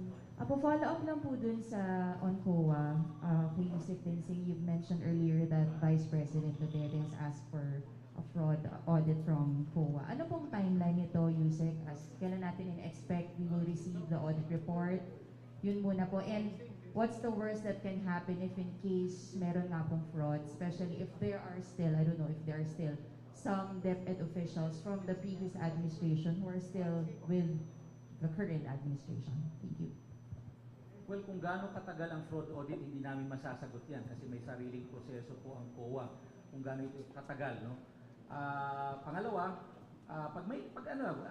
worst case scenario, may nakita po silang hindi tama, lalabas lang po ito sa report at syempre, yung mga tamang ahensya ng gobyerno po ay magpa-file ng kaso. But of course, we will give due process to everybody in this case.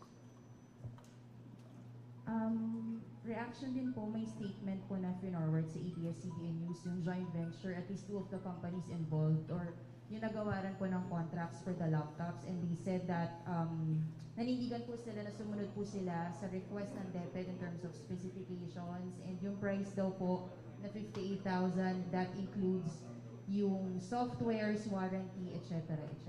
Reaction lang po sa statement.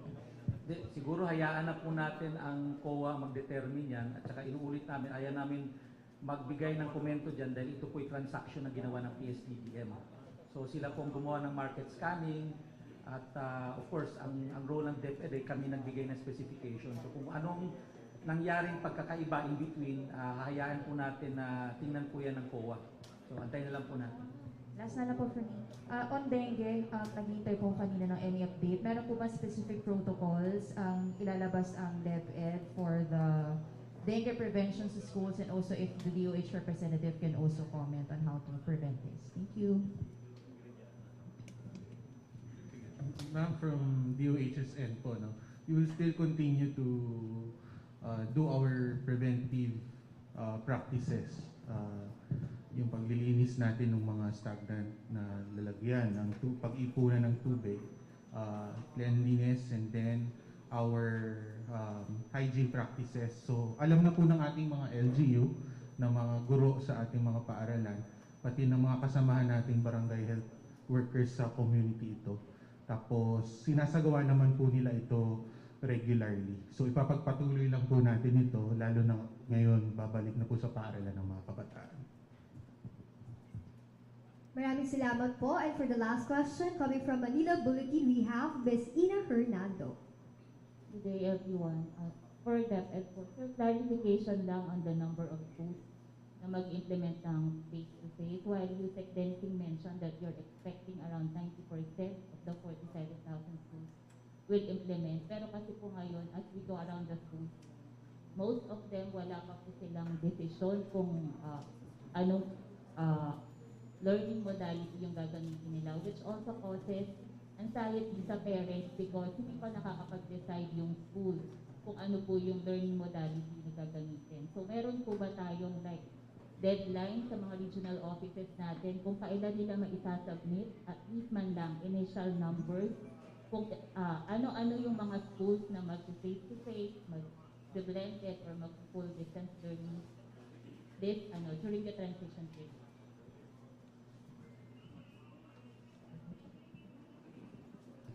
Under DO 34, tatlo po yung modality for mula August 22 to bago mag-November 2. Ito yung face-to-face, blended learning, at full distance learning. Sa ngayon po ay nagsasubmit na yung mga regional offices at mga division offices ng mga schools, lalo na yung mga public schools na mag-o-open. Ibig sabihin, bukas na sila sa in-person classes. Yung nag-aapila, karamihan, ay yung mga private schools. Kasi nga, last school year pa, ay nag-offer na sila kung ano magiging modality nila for this school year 2022-2023. At may ilan sa kanila na nakaprogram for blended learning at may ilan din na nakaprogram for distance learning. Ang amin namang tugon ay patuloy kaming nakikipag-usap sa mga private schools kung paano yung transition from blended learning or full distance learning to face-to-face classes or in-person classes. Nang sa gayon, by November 2 ay tuluyan na tayong makapag-balik ng ligtas sa ating mga eskwelahan. Another question, clarification lang on the no uniform policy because it was announced earlier na hindi po required ang uniform. Pero sa school po kasi, when you ask the officials and even the LGUs, they prefer that their students wear uniforms for the safety and of course yung ma-identify easily yung mga estudyante. So clarification lang sir for the parents who feel and who insist na hindi required ang uniform pagpasok sa paaralan. Well, uulitin lang natin yung Department Order noong 2010 on this and the pronouncement of the Vice President Secretary Sara Duterte that we will be invoking that Department Order of the no schools uniform requirement. Mayroon na nagtanong yan over the weekend ng mga local government officials na gusto magbigay ng uniforme. Pwede po naman magbigay ng uniforme, pero ang gusto lang natin sabihin, in case yung bata hindi makakuha, hindi makapagsuot ng uniforme, no sanctions will be given to the learner. Hindi rin siya, bibigyan pa rin siyang pagkakataong pumasok sa klase. Yun lang po ang ibig sabihin nun. No? So, hindi siya magiging major impediment on the part of the learner for the learner to go inside the classroom and then study. Yun lang po ang ibig sabihin po. Paano po sir pag yung school mismo ang nagsiset ng dress code? So like, for example, they say na hindi pwede ang shorts or whatsoever na isusuot. What if the schools themselves, sila po yung magsabi na hindi kayo pwedeng pumasok ng ito yung inyong suot? Hindi po pwedeng gawin ng school yan dahil malinaw po ang direktiba ng pinakamataas na opisyalis ng DepEd na hindi kailangan mag-require. Of course, ang pakiusap lang natin, kung kaya lang naman po ng ating mga magulang na at least pumasok yung ating mga estudyante ng maayos po yung kanyang kasuutan. Yun lang po ang pakiusap. Kung hindi naman talaga kaya, dahil sa kahirapan din ng ating mga kababayan, then hindi rin po sila dapat kumbaga i-prohibit na pumasok at mag-aral. So yun po ang general rule. Last na lang from the ICT representative sir. Meron po kasing statement ng Alliance of Concerned Teachers urging the DICT to distribute na lang po yung mga unused laptops, at least 800 of them and at least 12,000 gadgets na sinabi po ng COA na hindi ginagamit ng DICT to our learners and teachers na kailangan po ng gadget. Statement.